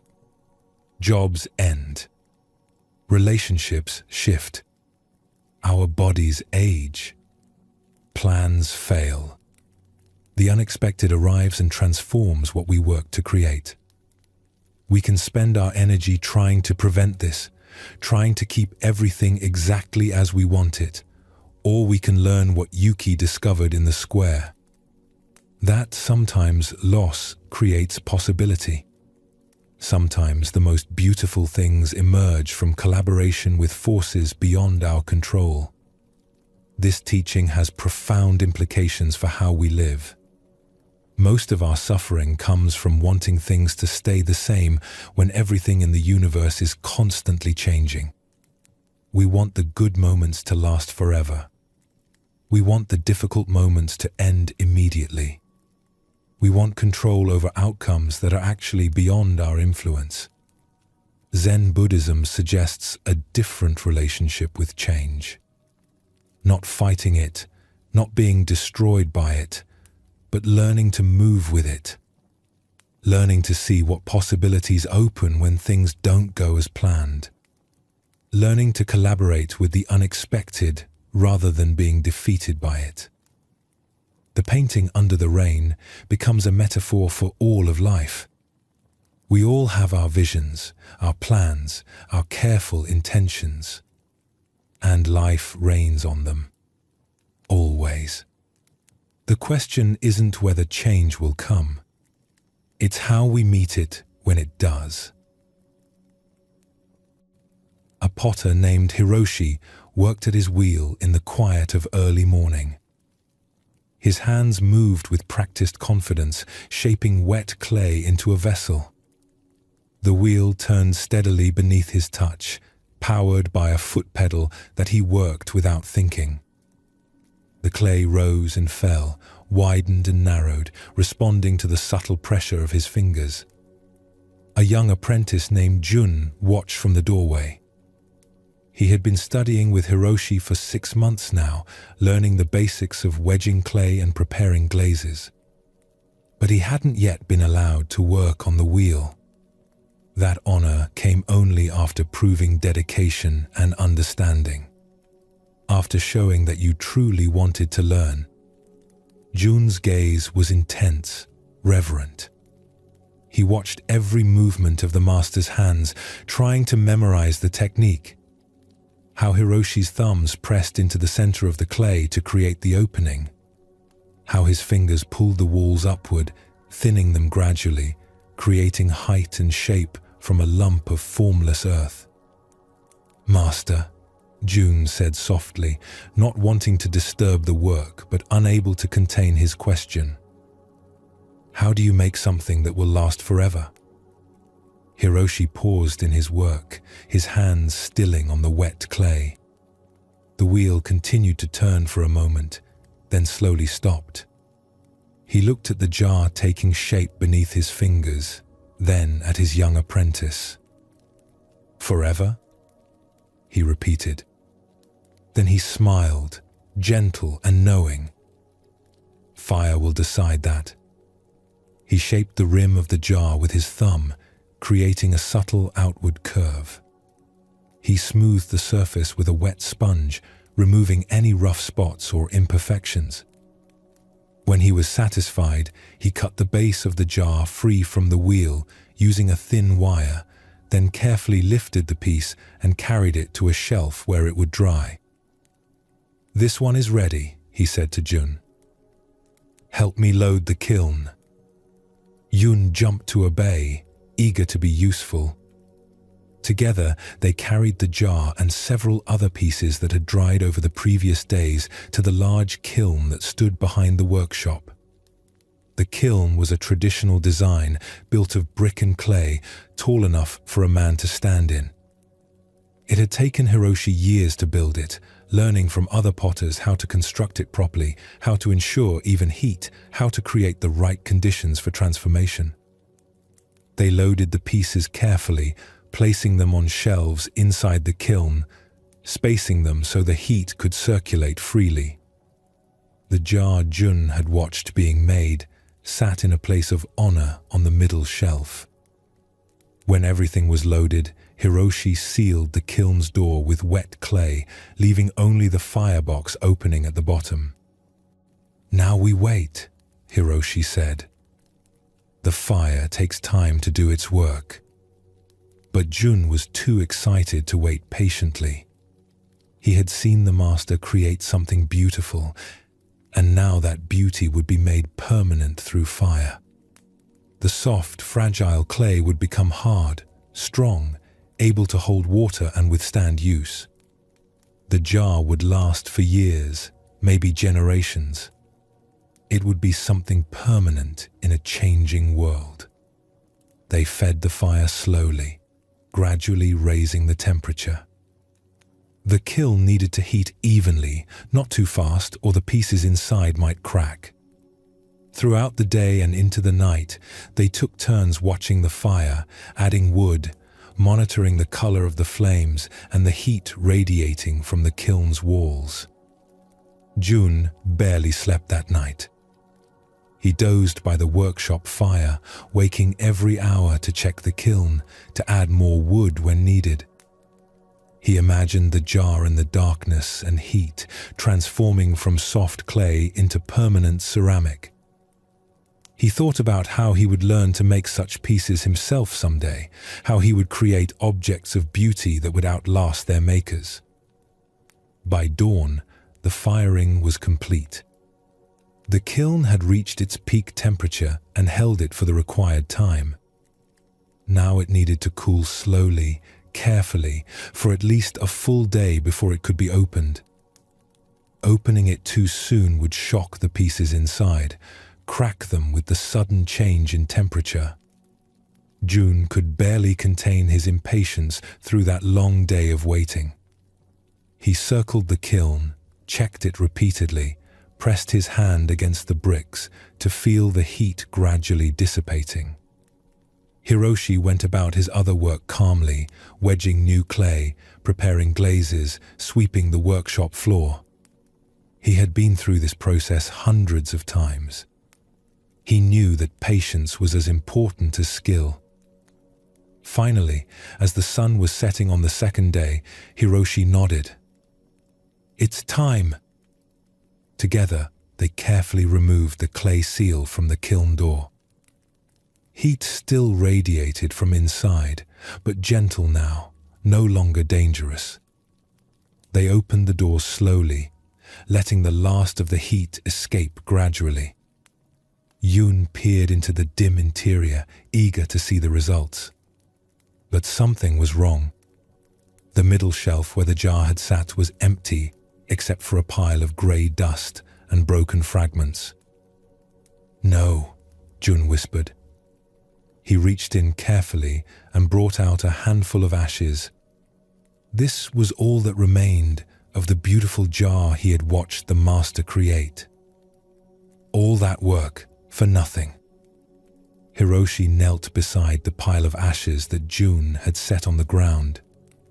He ran his fingers through them gently, letting the fine dust sift between his hands. The ashes were soft, pale grey, warm still from the kiln's heat. "Nothing?" Hiroshi asked quietly. Jun gestured helplessly at the ashes. "The jar is destroyed. We worked so hard, and now there's only dust." Hiroshi lifted a handful of ashes and held them up in the fading light. The dust caught the last rays of the sun, glowing softly. He opened his hand and let the ashes drift through his fingers, falling back to the ground in a small grey cloud. "Look how they move," Hiroshi said. "Like smoke. Like mist." Jun didn't understand. He saw only failure, only loss. The jar was supposed to survive the fire, to become permanent and strong. Instead, it had been reduced to this weightless powder. "The clay came from the earth," Hiroshi continued, his voice gentle, thoughtful. "Now it returns to the earth in a different form. Is this nothing? Or is it completion?" He stood and walked back to his workshop, leaving Jun sitting beside the pile of ashes. The young apprentice stayed there as darkness fell, looking at the dust, trying to understand what his teacher meant. After a long time, a breeze stirred through the courtyard. It caught some of the ashes and lifted them into the air. Jun watched them drift upward, swirling in the wind, catching the light from the workshop windows. The ashes danced, weightless and free, before settling back to earth a few feet away. He thought about the jar as it had been on the wheel. Beautiful, yes, but also heavy, solid, fixed in its form. The ashes had no form, no weight. They could be anything, go anywhere. The wind could carry them. Rain could dissolve them. They could feed the soil, become part of new growth. Was this destruction or transformation? He didn't know anymore. The jar was gone, but something remained. Not nothing, just different from what he had expected. He scooped up some of the ashes and carried them to the garden behind the workshop. There he scattered them around the base of a young tree that Hiroshi had planted the previous spring. The ashes disappeared into the soil, invisible, becoming part of earth again. The next morning, Hiroshi was already at his wheel when Jun arrived. A new lump of clay sat centered, ready to be shaped. The master's hands moved over it with the same gentle confidence as always, beginning the process of transformation once more. Jun picked up a ball of clay from the wedging table and began working it with his hands, preparing it. The clay was cool and damp, alive in his palms. He knew now that whatever he made from it would be temporary. Even if it survived the fire, even if it lasted for years, eventually it would return to dust. But somehow, this knowledge didn't make the work feel pointless. If anything, it made each piece more precious. Not despite its impermanence, but because of it. This story reveals another dimension of Zen Buddhism's teaching about impermanence. Where Yuki's painting was transformed by rain, the jar was completely returned to its elemental form by fire. And Jun had to learn what this meant. His question about making something that lasts forever came from a deep human longing. We want to create things that will outlive us.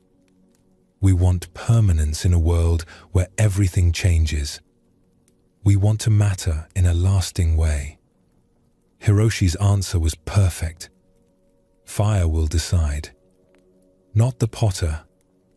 The master can have all the skill in the world, all the care and attention, but ultimately there are forces beyond his control that will determine what survives and what returns to Earth.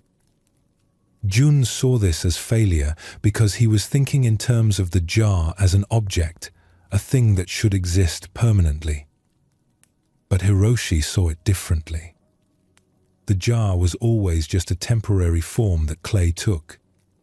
Before it was a jar, it was a lump of formless earth. After the fire, it returned to a different version of earth. The ashes weren't the death of the jar. They were the next phase of the clay's existence. This is what Zen means by impermanence as transformation rather than loss. Nothing is ever truly destroyed. Things only change form. The question isn't whether things will last forever, because nothing does. The question is whether we can appreciate them in their current form without needing them to be permanent. Yoon thought the ashes were nothing because they couldn't hold water or serve the function a jar is meant to serve. But Hiroshi saw them as beautiful in their own right. Light enough to dance in the wind, capable of nourishing the soil, transformed but not destroyed. When Jun scattered the ashes around the tree, he participated in this understanding.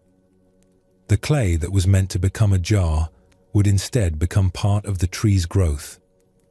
It would feed leaves, contribute to flowers, support fruit. Not the permanence he imagined, but perhaps something better. Continued existence through endless transformation. This teaching challenges how we think about success and failure, creation and destruction. We judge outcomes based on whether things turn out as we planned. The jar was supposed to survive the fire and become a permanent object. When that didn't happen, Jun saw only failure. But from a larger perspective, everything happened exactly as it should. The clay went through its process. The fire revealed the clay's nature.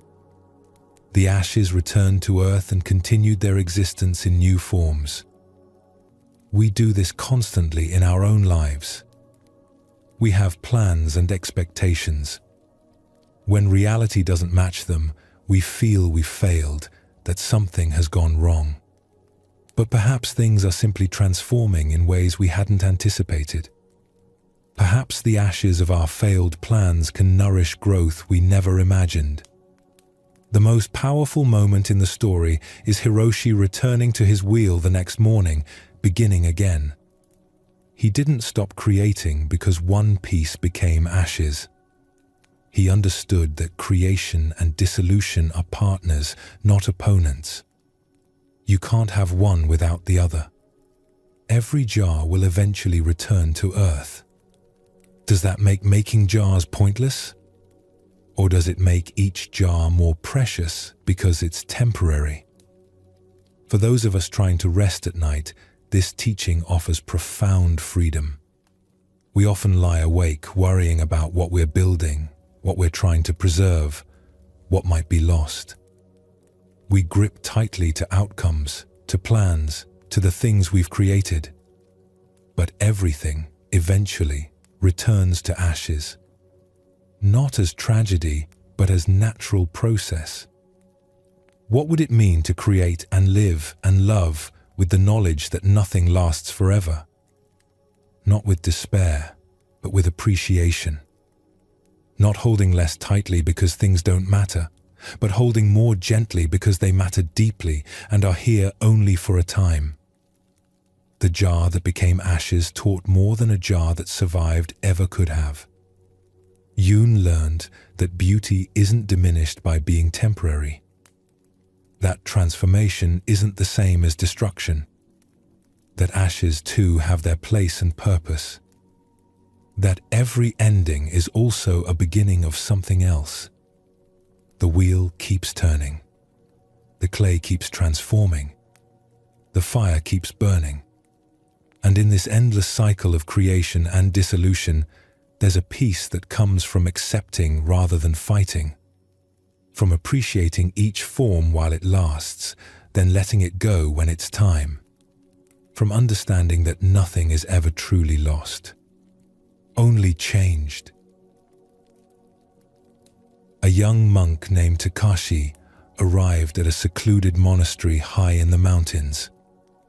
The journey had taken him 3 days of walking steep paths, his legs aching by the time he finally saw the monastery gates. He had heard of this place from other monks, whispered about as somewhere special, though no one could quite explain why. The monastery was simple, built of dark wood and stone. Prayer flags snapped in the constant mountain wind. Gardens grew vegetables and herbs. A small stream provided water. Everything was spare, functional, beautiful in its simplicity. But what caught Takashi's attention immediately was the bell. It stood in the center of the courtyard, massive and bronze. As tall as a man, its surface was covered with intricate carvings of clouds and cranes and mountains. It hung from a wooden frame so old the wood had turned almost black. Beside it rested a heavy wooden mallet, its striking surface worn smooth from what must have been centuries of use. Takashi approached an elder monk who was sweeping the courtyard. "That bell," he said, unable to hide his awe. "It's magnificent. When does it ring?" The elder monk looked up from his sweeping. His face was weathered and peaceful, creased with lines that suggested many years and many smiles. "It does not," he said simply. Takashi frowned. "I don't understand. You have this beautiful bell, this mallet ready beside it. Why have a bell that is never rung?" The elder monk returned to his sweeping, his broom making soft swishing sounds across the stone. He offered no explanation, just continued his work as if Takashi hadn't asked a question at all. Over the following days, Takashi found himself unable to stop thinking about the bell. He would pause in his work to look at it. During meditation, his mind would drift to wondering what it would sound like. At night, lying in his simple room, he imagined the deep resonance that must live inside all that bronze, waiting to be released. He asked other monks about it. Some shrugged, having long ago accepted the bell's silence as simply the way things were. Others smiled mysteriously and said nothing. A few offered contradictory explanations. The bell was too sacred to ring except on special occasions that never came. The bell had a crack and would shatter if struck. The bell was a meditation on potential, on the unmanifested. None of these answers satisfied Takashi. He began to feel that the bell was calling to him somehow, that its very silence was a question posed to him personally. He found himself drawn to it repeatedly throughout each day, standing before it, studying the carvings, looking at the mallet resting beside it. One evening, unable to sleep, he rose and walked to the courtyard. The moon was full, casting silver light across everything. The bell glowed softly in the moonlight, its bronze surface seeming to hold inner luminescence. The monastery was silent around him. Everyone else was asleep. He approached the bell slowly. His heart was pounding, though he couldn't say exactly why. It was just a bell, just an object. Yet, standing before it, in the moonlight, it seemed to hold more significance than that. It seemed to be waiting. For what? He didn't know. He ran his fingers over the carved surface. The metal was cool beneath his touch. His fingers traced the swirling clouds, the wings of the cranes, the peaks of the mountains. Each detail had been crafted with such care, such attention. Someone had spent months, maybe years, creating these images. And for what? For a bell that was never rung? His hand moved to the mallet. It was heavier than he expected when he lifted it. The wood was smooth, worn by countless hands over countless years. Or perhaps just a few hands over many years of preparation, of intention that was never completed. He stood there holding the mallet, feeling its weight. The night air was still. The silence pressed against him. All around the courtyard, the monastery buildings stood dark and quiet. Above, the moon sailed through wisps of cloud. The moment felt suspended, charged with possibility. He raised the mallet slowly. His heart beat faster. His breath came quick and shallow. He had come to this monastery seeking understanding, seeking to deepen his practice. Was this bell part of that understanding? Was he meant to ring it? Was that what it had been waiting for all these years? The mallet hovered in the air. The bell waited, silent, patient. Takashi's arm trembled slightly from holding the mallet up, from the tension of this frozen moment. What would happen if he struck it? Would the sound wake everyone? Would the elders be angry? Would some ancient prophecy be fulfilled or broken? Would the bell shatter, as some had suggested, or would it ring with a note so pure it would transform everything? His mind raced with questions, with possibilities, with fears and hopes. And then, slowly, he lowered the mallet. Not because he decided against ringing the bell, but because in that moment of hovering, in that space between decision and action, he felt something. A quality of attention that was complete without needing to do anything. A fullness in the potential that would somehow be diminished by actualization. He set the mallet down carefully, exactly where it had been. He stood for a moment longer, looking at the bell in the moonlight. Then he turned and walked back to his room, leaving the bell as he had found it. Silent. Waiting.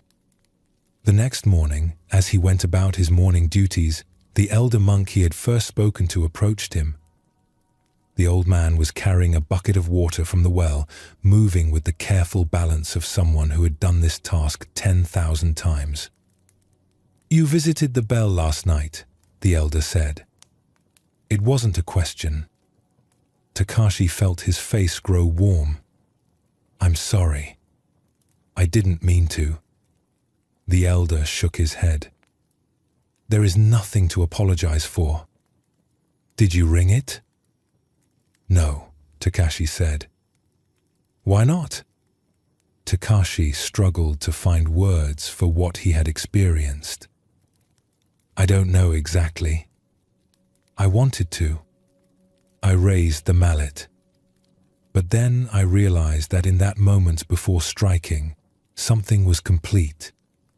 The bell didn't need to be rung to fulfill its purpose. It was already doing what it was meant to do." The elder monk smiled, a warm expression that reached his eyes. "And what is it doing?" "Teaching," Takashi said slowly, understanding as he spoke. "It teaches through not ringing, through the choice not made, through the action not taken." The elder nodded. "Yes, every moment we choose not to act is as significant as every moment we choose to act. But we rarely notice these choices. We move through life acting, doing, making things happen.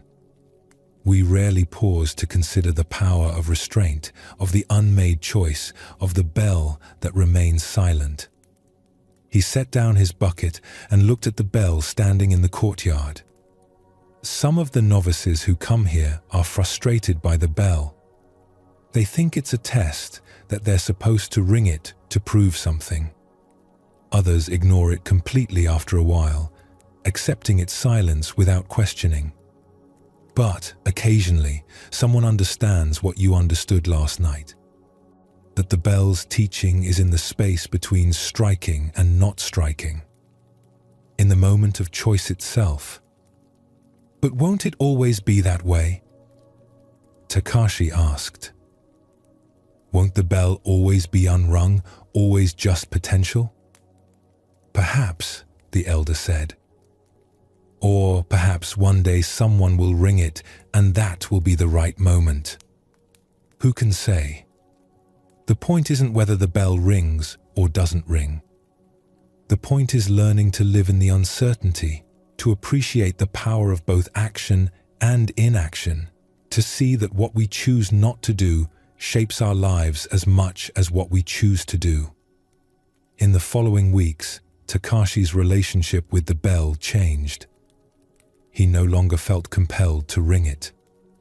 He would pass it in the courtyard and feel a sense of companionship, almost. The bell in its silence, him in his learning. Both existing in that space of potential, of choice not yet made, of action held in careful balance with restraint. He began to notice this pattern elsewhere in the monastery. The garden that was allowed to grow somewhat wild rather than being perfectly manicured. The words not spoken in conversations, the silences that communicated as much as speech. The meals that were simple rather than elaborate. The schedule that left open time rather than filling every moment with activity. The whole monastery, he realized, was built around this principle. Not just doing, but knowing when not to do. Not just speaking, but knowing when silence serves better. Not just acting, but recognizing that restraint is itself a powerful form of action. One evening, months later, he was sitting in meditation when he heard it. Not the bell. The bell remained silent as always. But in his mind, in his heart, he heard what the bell would sound like if struck. A deep, resonant tone that seemed to contain all sounds within it. A note that would ripple out across the mountains, echoing off the peaks, fading slowly into the vast silence. He heard this sound without the bell being struck. And he understood that this was the bell's gift. Not the actual sound, but the imagined sound. Not the fulfilled potential, but the potential itself. The bell was more powerful unrung than it could ever be rung, because unrung it contained infinite possibilities. Every person who stood before it heard a different tone in their imagination. Every person experienced a different teaching. If someone finally rang it, it would make one sound, and that sound would define it forever. People would say, "Oh yes, the bell sounds like this." But unrung, it sounds like everything and nothing. It exists in pure potential, pure possibility. This story touches something subtle in Zen Buddhism's teaching about action.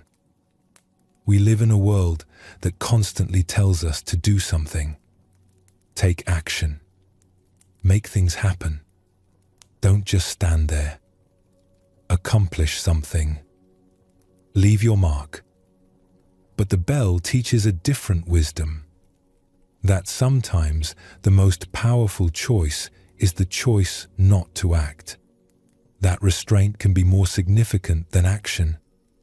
That what we choose not to do shapes our lives as profoundly as what we do. Takashi almost rang the bell. He raised the mallet. He was ready to act. But in that suspended moment, he discovered something essential. The space between decision and action contains its own kind of completion. The potential held but not released has its own kind of power. Think about how often we act without this pause. We speak without considering whether silence might serve better. We intervene without asking whether the situation might resolve itself. We do things simply because we can, because we're able to, because action feels like accomplishment. But the bell suggests that non-action is also a choice, not merely the absence of action. When Takashi lowered the mallet, he wasn't failing to act. He was choosing not to act, which is entirely different. One is passive, the other is active restraint. This matters because so much of our suffering comes from unnecessary action. We create problems by interfering in situations that would resolve themselves. We damage relationships by speaking when silence would heal. We exhaust ourselves doing things that don't actually need doing. We ring bells that teach more through silence. The elder monk's insight was profound.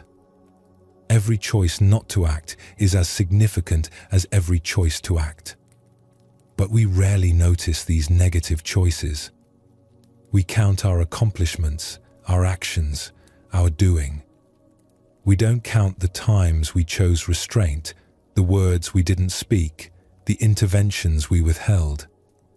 Yet these uncounted choices shape our lives enormously. The argument we didn't start, the email we didn't send in anger, the impulse we didn't follow, the bell we didn't ring. Each of these non-actions has consequences, creates results, affects outcomes. What makes this teaching subtle is that it's not advocating for passivity. The bell isn't silent because no one cares about it or because ringing it doesn't matter. It's silent because that silence serves a purpose. It teaches. It invites contemplation. It preserves possibility. Takashi's realization about the bell containing infinite possibilities while unrung captures something essential. Once rung, the bell becomes defined. It sounds like this particular note, this specific tone. But unrung, it sounds like every note imaginable. Every person who contemplates it hears something different in their mind, receives a different teaching. This is the power of the incomplete, the undone, the held back. It remains open, undefined, full of potential. The moment we act, we collapse that potential into one specific outcome. Sometimes that's necessary and right. But sometimes, perhaps more often than we realize, the potential itself is more valuable than any specific manifestation. For those of us seeking rest, this teaching offers particular wisdom. We often lie awake feeling we should be doing something, planning something, solving something, taking some action that will make tomorrow better or easier or more secure. The mind races with things to do, ways to act, problems to solve. But what if the teaching is that sometimes the most powerful choice is to do nothing? Not from helplessness or giving up, but from recognizing that action isn't always necessary. That some problems resolve themselves. That rest itself is valuable. That the mind held in stillness has its own kind of power. The bell standing silent in the courtyard isn't waiting to be rung. It's complete as it is. And perhaps we are too. Not needing to accomplish one more thing, solve one more problem, take one more action before we can rest. Complete in this moment. Silent like the bell. Powerful in our stillness. A man named Daichi spent his life walking toward the horizon. Every morning, he rose with the sun and set out in the direction where sky met earth. That place in the distance where everything seemed to end and begin at once. That line where the world completed itself. He had started this journey when he was young, barely more than a boy. He had stood in his village and looked out at the horizon, and something in him had whispered that there, in that distant place, he would find what he was looking for. He didn't know what that was exactly. Purpose, maybe. Understanding. the answer to questions he couldn't quite form into words. So he had left. His mother had wept. His father had tried to reason with him, but Daichi was certain. The horizon called to him. He would walk until he reached it. Years passed. His steps never slowed. Towns and rivers faded behind him. Other travelers passed him going the opposite direction, returning from wherever they had been. They would sometimes call out greetings, offer to share their food or water. Daichi would accept these kindnesses, but never lingered. He had somewhere to be. His beard grew long, untrimmed. His clothes wore out, and he replaced them with new ones from villages he passed through. He worked odd jobs for food and shelter, but never stayed longer than necessary. A few days to earn enough to continue, then back on the path.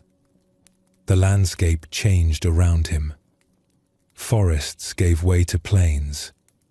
Plains became hills. Hills rose into mountains.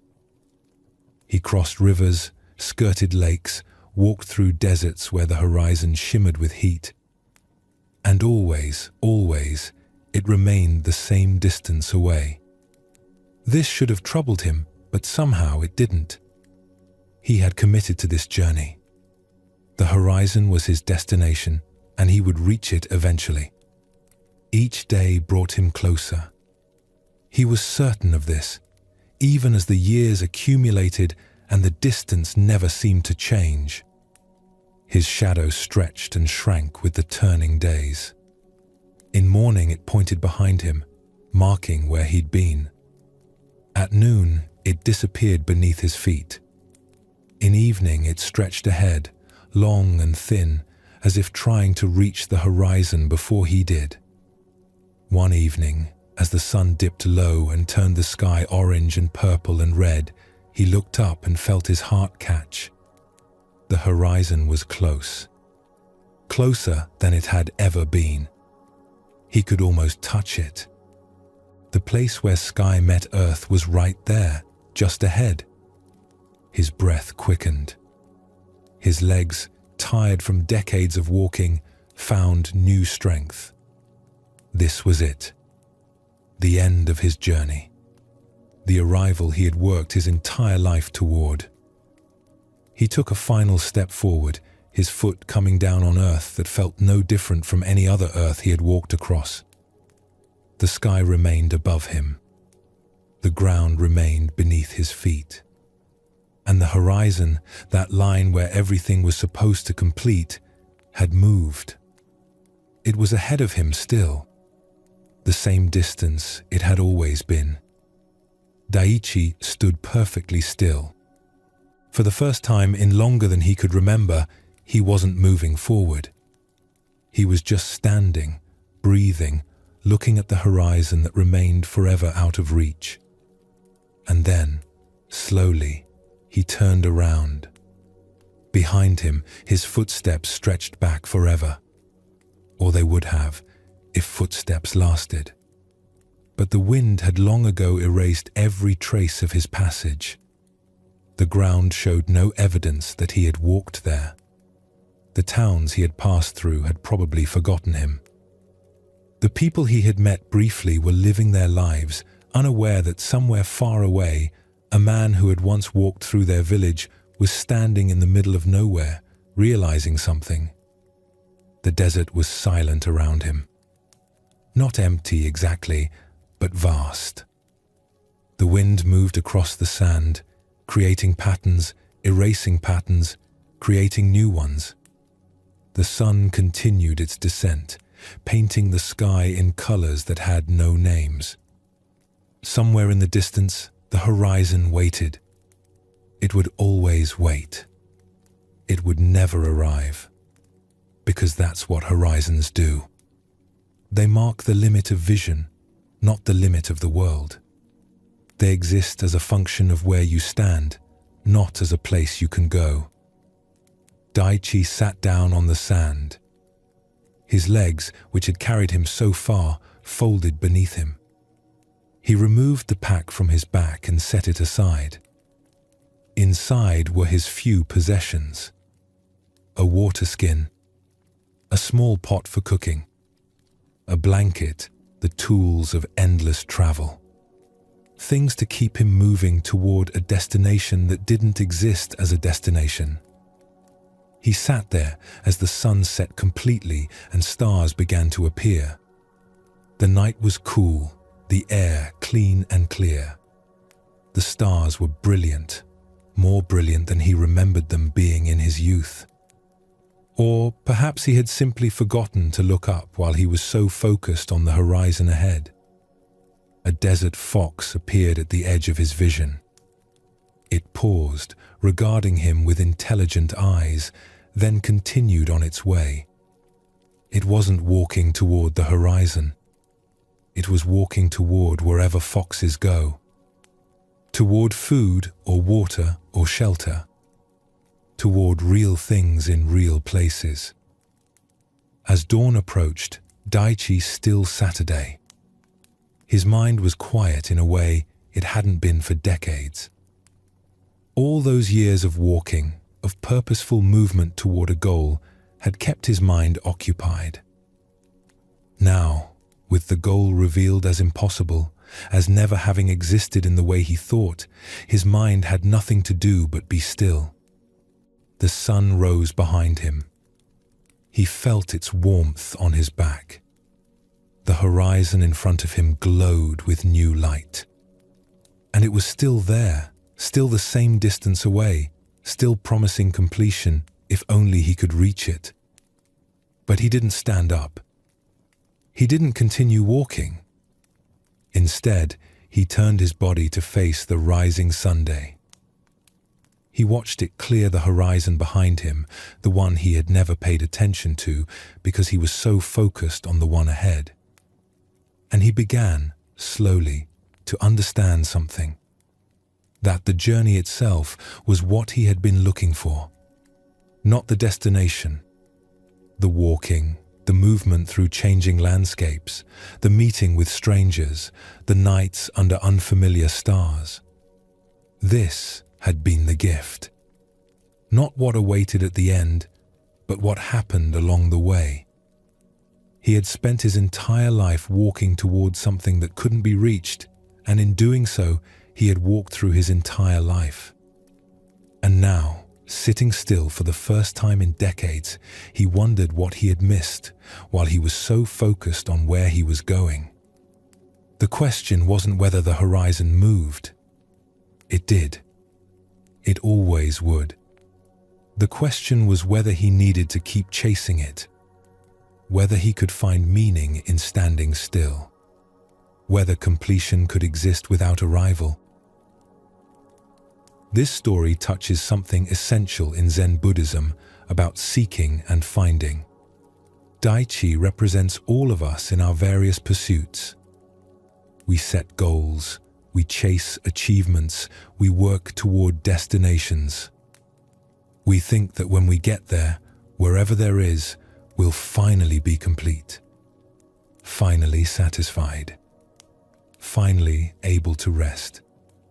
But what Daichi discovered is what Zen sees clearly. The horizon isn't a place. It's a perspective. It exists relative to where we stand. No matter how far we travel, it moves with us. We can walk our entire lives toward it and never arrive. This isn't a failure, it's the nature of horizons. They mark the limit of our vision, not the limit of possibility. They show us how far we can see from where we are, not where the world ends. We do this with everything. We chase happiness as if it's a destination we'll reach. We pursue enlightenment as if it's a state we'll finally attain and maintain forever. We work towards security, success, achievement, thinking that when we get there, the seeking can stop. We can rest. But the horizon keeps moving. We reach one goal and immediately see another. We achieve one level of success and start thinking about the next. We find one answer and it reveals 10 new questions. There's always more horizon ahead.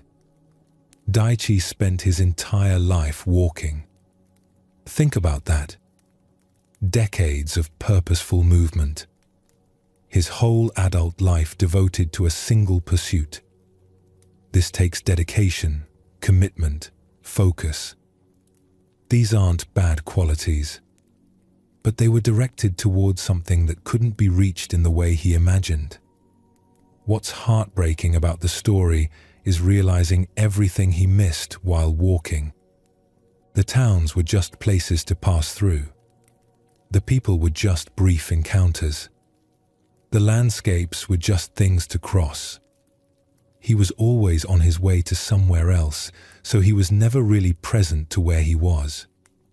This is what Zen calls the trap of seeking. We become so focused on getting somewhere that we miss being anywhere. We're so concentrated on the future completion that we're not present for the current moment. We walk through our entire lives on the way to somewhere else.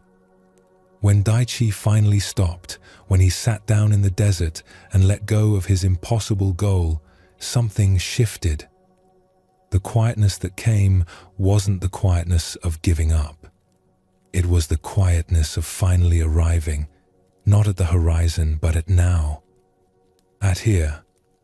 At the present moment that he had been walking past for decades. The desert fox offered a subtle teaching. It wasn't walking toward the horizon. It was walking towards something real. Food, water, shelter. Things that actually exist in actual places. Its life had purpose without needing an impossible destination. It moved through the world, responding to what was actually there, not to some symbolic line that could never be crossed. The question the story poses is direct. What are we chasing that's like the horizon? What impossible standard are we walking toward, thinking that when we get there, everything will finally be right?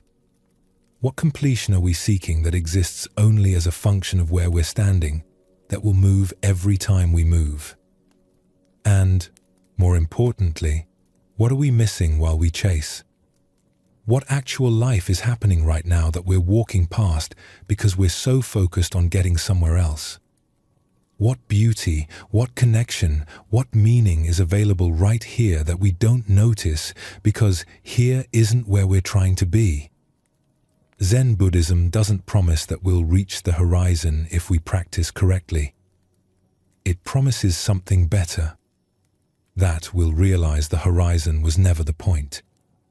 That completion isn't a place we arrive, but a way of being.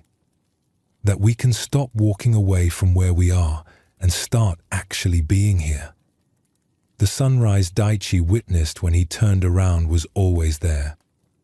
He had just never turned to face it. He was so busy walking toward one horizon that he never noticed the other one behind him. This is what we all do. Focus so intently on one direction that we miss everything else. A night watchman named Sato walked the quiet streets of the village, lighting lanterns as darkness fell. This was his duty, performed each evening for more years than he could count. He knew every doorway, every corner, every shadow. The village felt like an extension of his own body, so familiar was its geography. He carried flint and a small torch, moving from lantern to lantern with practiced efficiency. At each door, he would pause, strike his flint, coax flame from spark. The small fire would catch on his torch, and he would transfer it to the lantern's wick. One by one, the lanterns flickered to life, creating pools of golden light against the gathering dark. The work was meditative in its repetition. Strike, light, move on. Strike, light, move on. Each lantern the same, yet slightly different. The The same process creating the same result, night after night, season after season. As he bent to light a lantern outside a merchant's house, he noticed a man sitting on the steps. This was unusual. Most people were inside by this hour, preparing their evening meals or settling in for the night. The man sat perfectly still, watching Sato work. "Careful," Sato said, more out of habit than real concern. "The streets are dangerous in the dark." The man looked at him with a slight smile. "Are they?" Something about the question made Sato pause. Of course, the streets were dangerous in the dark. That was why he lit the lanterns. That was his entire purpose. To make the village safe at night by pushing back the darkness with light. Before he could respond, a breeze stirred through the street. Not a strong wind, just a gentle movement of air. But it was enough. The lanterns he had already lit began to flutter. Their flames danced, casting moving shadows across the walls. And in that moment, in the shifting light and shadow, Sato saw something he had never noticed before. The street was glowing. Pale silver light illuminated everything. The houses, the stones, the trees. It wasn't lantern light. It was moonlight, falling softly from above, painting the world in gentle silver. He had been so focused on lighting his lanterns that he had never really looked at the night itself, had never noticed that darkness wasn't actually dark, that the moon provided its own light, different from but no less real than the lantern's glow. Then, in a single breath, the wind swept through the village with more force. It moved from house to house, street to street, and extinguished every lantern Sato had lit. One after another, the flames went out. The golden pools of light disappeared. Sato stood perfectly still, his flint in one hand, his torch in the other. Darkness pooled around him. Or what he had always thought of as darkness. But as his eyes adjusted, as he stopped trying to see by lantern light and started seeing what was actually there, he realized the village wasn't dark at all. The moon was nearly full, hanging high in the clear sky. Its light showed the outlines of rooftops, the shapes of trees, the pathway through the streets. Everything was visible, just in a different way. The quality of silver moonlight was softer than lantern glow. Subtler. It didn't create the sharp boundaries between light and shadow that fire did. Instead, it washed over everything with gentle evenness. Nothing was hidden in complete darkness, but nothing was harshly illuminated either. He turned back toward the house where the man had been sitting. But the steps were empty. The man was gone. Or had he been there at all? Sato couldn't be certain now. The moonlight played tricks, suggested presences that might be real or might be shadows. The night stretched on. The wind carried nothing but silence. The village slept, its people safe in their homes, unaware that the lanterns had gone out. Unaware that the watchman stood in the street, holding unlit flint, learning something about the nature of light and darkness. Sato walked slowly through the village, not lighting lanterns now, just walking. Seeing his familiar streets transformed by moonlight. The merchant's shop looked different. The temple looked different. His own shadow moved beside him, less sharp than his shadow in lantern light, but still there, still visible. He passed the well at the center of the village. In lantern light, it was just a well. A practical thing, a source of water. But in moonlight, it became something else. The stone rim glowed silver. The darkness within it held mystery, The rope that hung down into it seemed to descend into another world. A cat crossed the street ahead of him. In lantern light, he would have seen it clearly. Brown and white, the markings distinct. In moonlight, it was all silver and shadow, a suggestion of Katniss moving with perfect confidence through the transformed landscape. Sato reached the edge of the village where his small house stood. He stopped at his door, but didn't go inside immediately. He stood looking back at the village he had walked through for so many years, seeing it new. The lanterns still hung outside each door, dark now, empty. The moon still hung above, full and bright. And he realized he had a choice. He could relight the lanterns. That was his duty after all. The villagers expected their streets lit at night. They depended on him to push back the darkness, to make their world safe and visible. They paid him for this service. But he had seen what he had seen. The village didn't need his lanterns. Not really. The moon provided light enough. Different light, softer light, but light nonetheless. And perhaps there was value in this softer illumination. Perhaps there were things that could be seen in moonlight that harsh lantern light would obscure. He stood at his doorway, flint in hand, decision hovering before him. Relight the lanterns and return everything to how it had always been. Or leave them dark and see what the village looked like when lit only by what was already there. The night was cool. A dog barked somewhere in the distance. The stars were visible, brilliant pinpoints in the vast darkness that wasn't really dark. Sato lowered his flint. He didn't put it away, just lowered it to his side. He would carry it with him still as he walked. But tonight, maybe just tonight, he would walk by moonlight.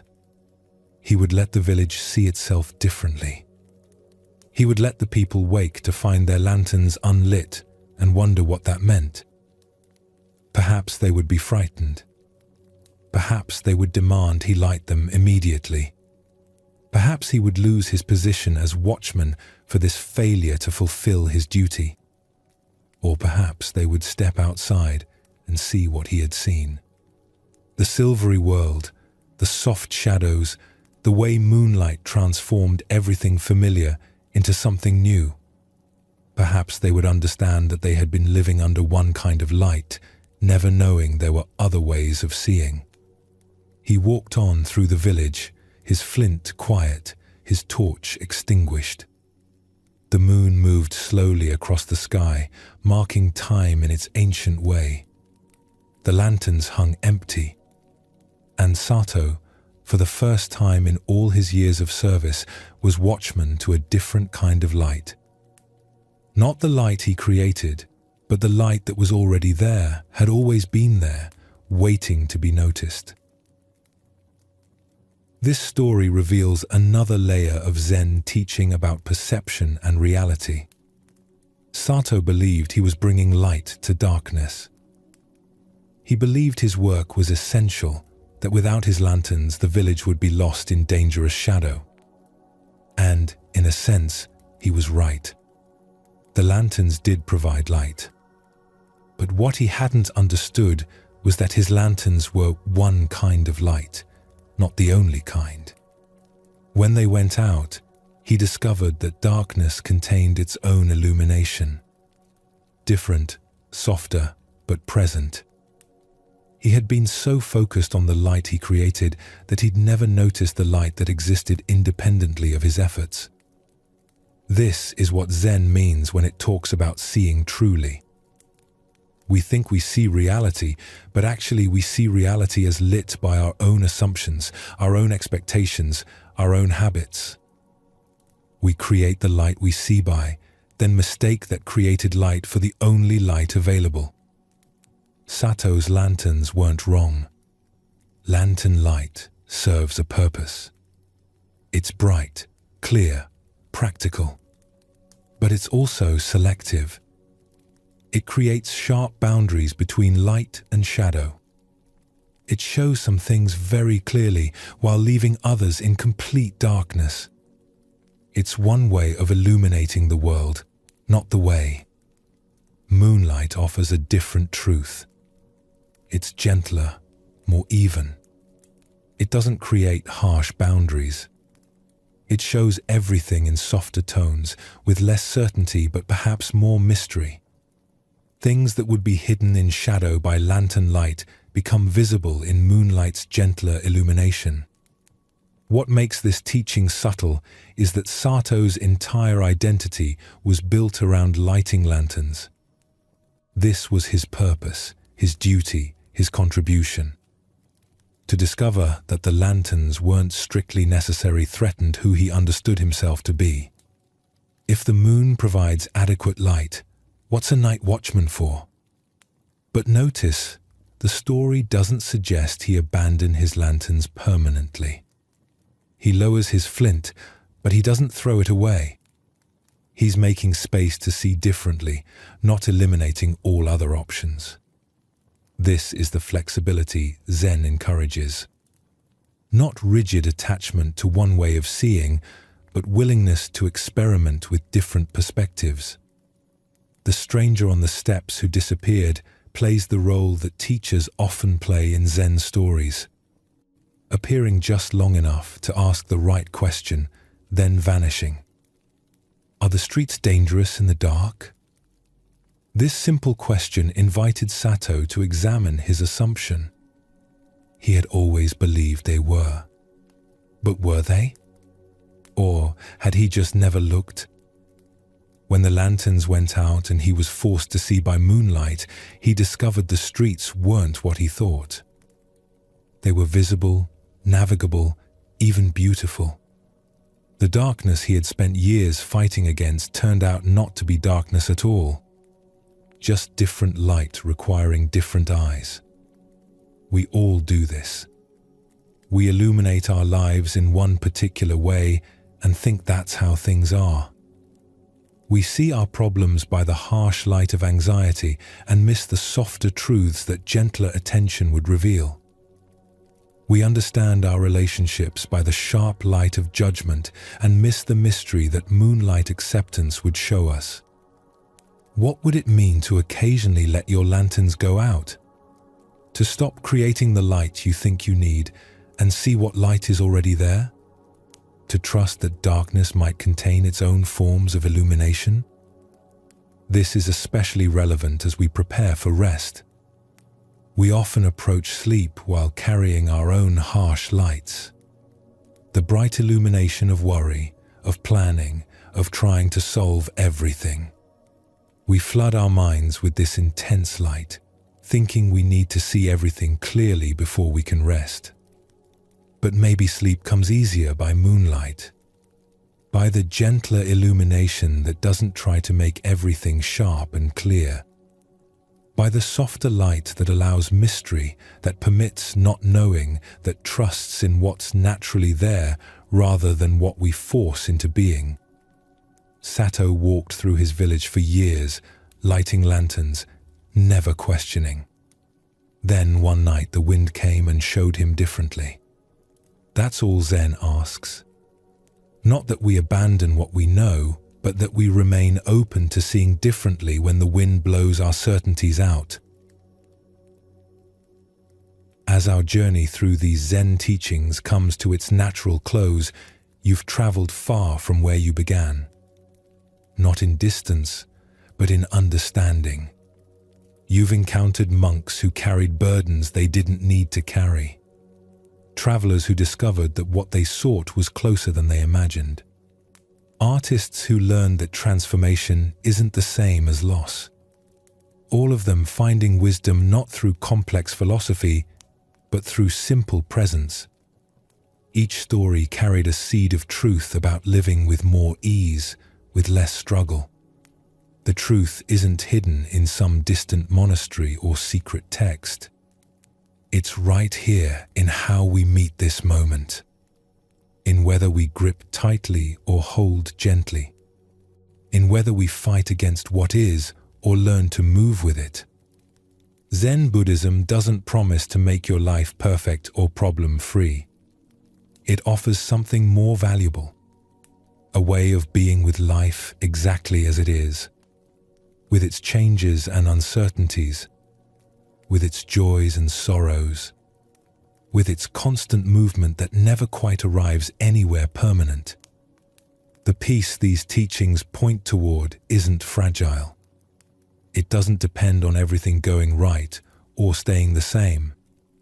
It's the peace that comes from recognizing you're already part of something larger than your individual concerns. Already held by forces you don't have to manage. Already complete, even in your incompleteness. Tonight, as you finally release into rest, you can trust these ancient understandings.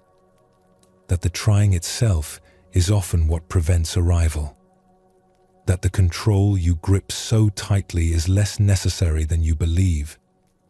That rest comes not through solving everything, but through temporarily letting everything be exactly as it is. Your breathing is slowing naturally now. Your body knows how to rest without your conscious management. The thoughts that circle and return will eventually tire of their movement and settle, all on their own, without you having to make this happen. The monks and travelers in these stories discovered something essential. That peace isn't achieved through effort. It's revealed when effort stops interfering, like the soup that stirred itself, like the bridge that held by bending, like the bell that taught through silence. You don't need to carry tomorrow's concerns into tonight's rest. The merchant learned this by the roadside. The burden can be set down. It will still be there if you need to pick it up again. But for now, for these hours of darkness, you can travel light. The horizon will always be ahead, no matter how far you walk. The man in the desert learned this. So perhaps the invitation is to stop walking towards some future moment when everything will finally be right. To discover that rightness is available now in the simple fact of being alive and aware. Let your body settle completely into the support beneath you. Feel how you don't have to hold yourself up. Something is already holding you. Let your mind release its grip on the day's events and tomorrow's plans. They can wait. You can't solve everything tonight anyway. The lanterns have gone out. The moonlight is enough. You can see by different light now. The gentler illumination of trust, of letting go, of allowing rest to arrive in its own way. Zen teaches that enlightenment is not a distant goal but your natural condition, temporarily hidden by busy efforts to find it. In sleep, all seeking ceases, all effort stops. And what remains is the fundamental peace that was here all along, beneath the noise, beneath the trying, beneath the endless reaching for what you already are. May your rest tonight be deep and restorative. May you wake with the clarity that comes from having truly let go. May you carry some small seed of these teachings into your days, remembering that peace is not something you achieve. It's something you recognize was always here. The stream keeps flowing. The bell remains silent. The moon keeps rising. And you, part of all this, can finally rest. Tonight, as you finally release into sleep, you can trust that you are returning to your most natural state. Sleep is not an escape from awareness, but awareness freed from the burden of constantly trying to manage experience. In deep rest, the boundaries between self and world naturally soften, revealing the interconnected nature of all existence. Let your breathing slow and deepen completely.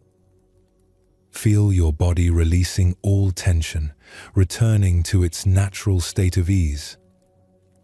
Allow your mind to release its grip on problems, plans, and concerns, trusting that clarity will return naturally with the dawn. The Zen tradition reminds us that enlightenment is not a distant goal, but our natural condition, temporarily veiled by our busy efforts to find it. In sleep, all seeking ceases, all effort stops, and what remains is the fundamental peace that has been here all along. Sleep well, and thank you for joining us here at Sleepy Monk.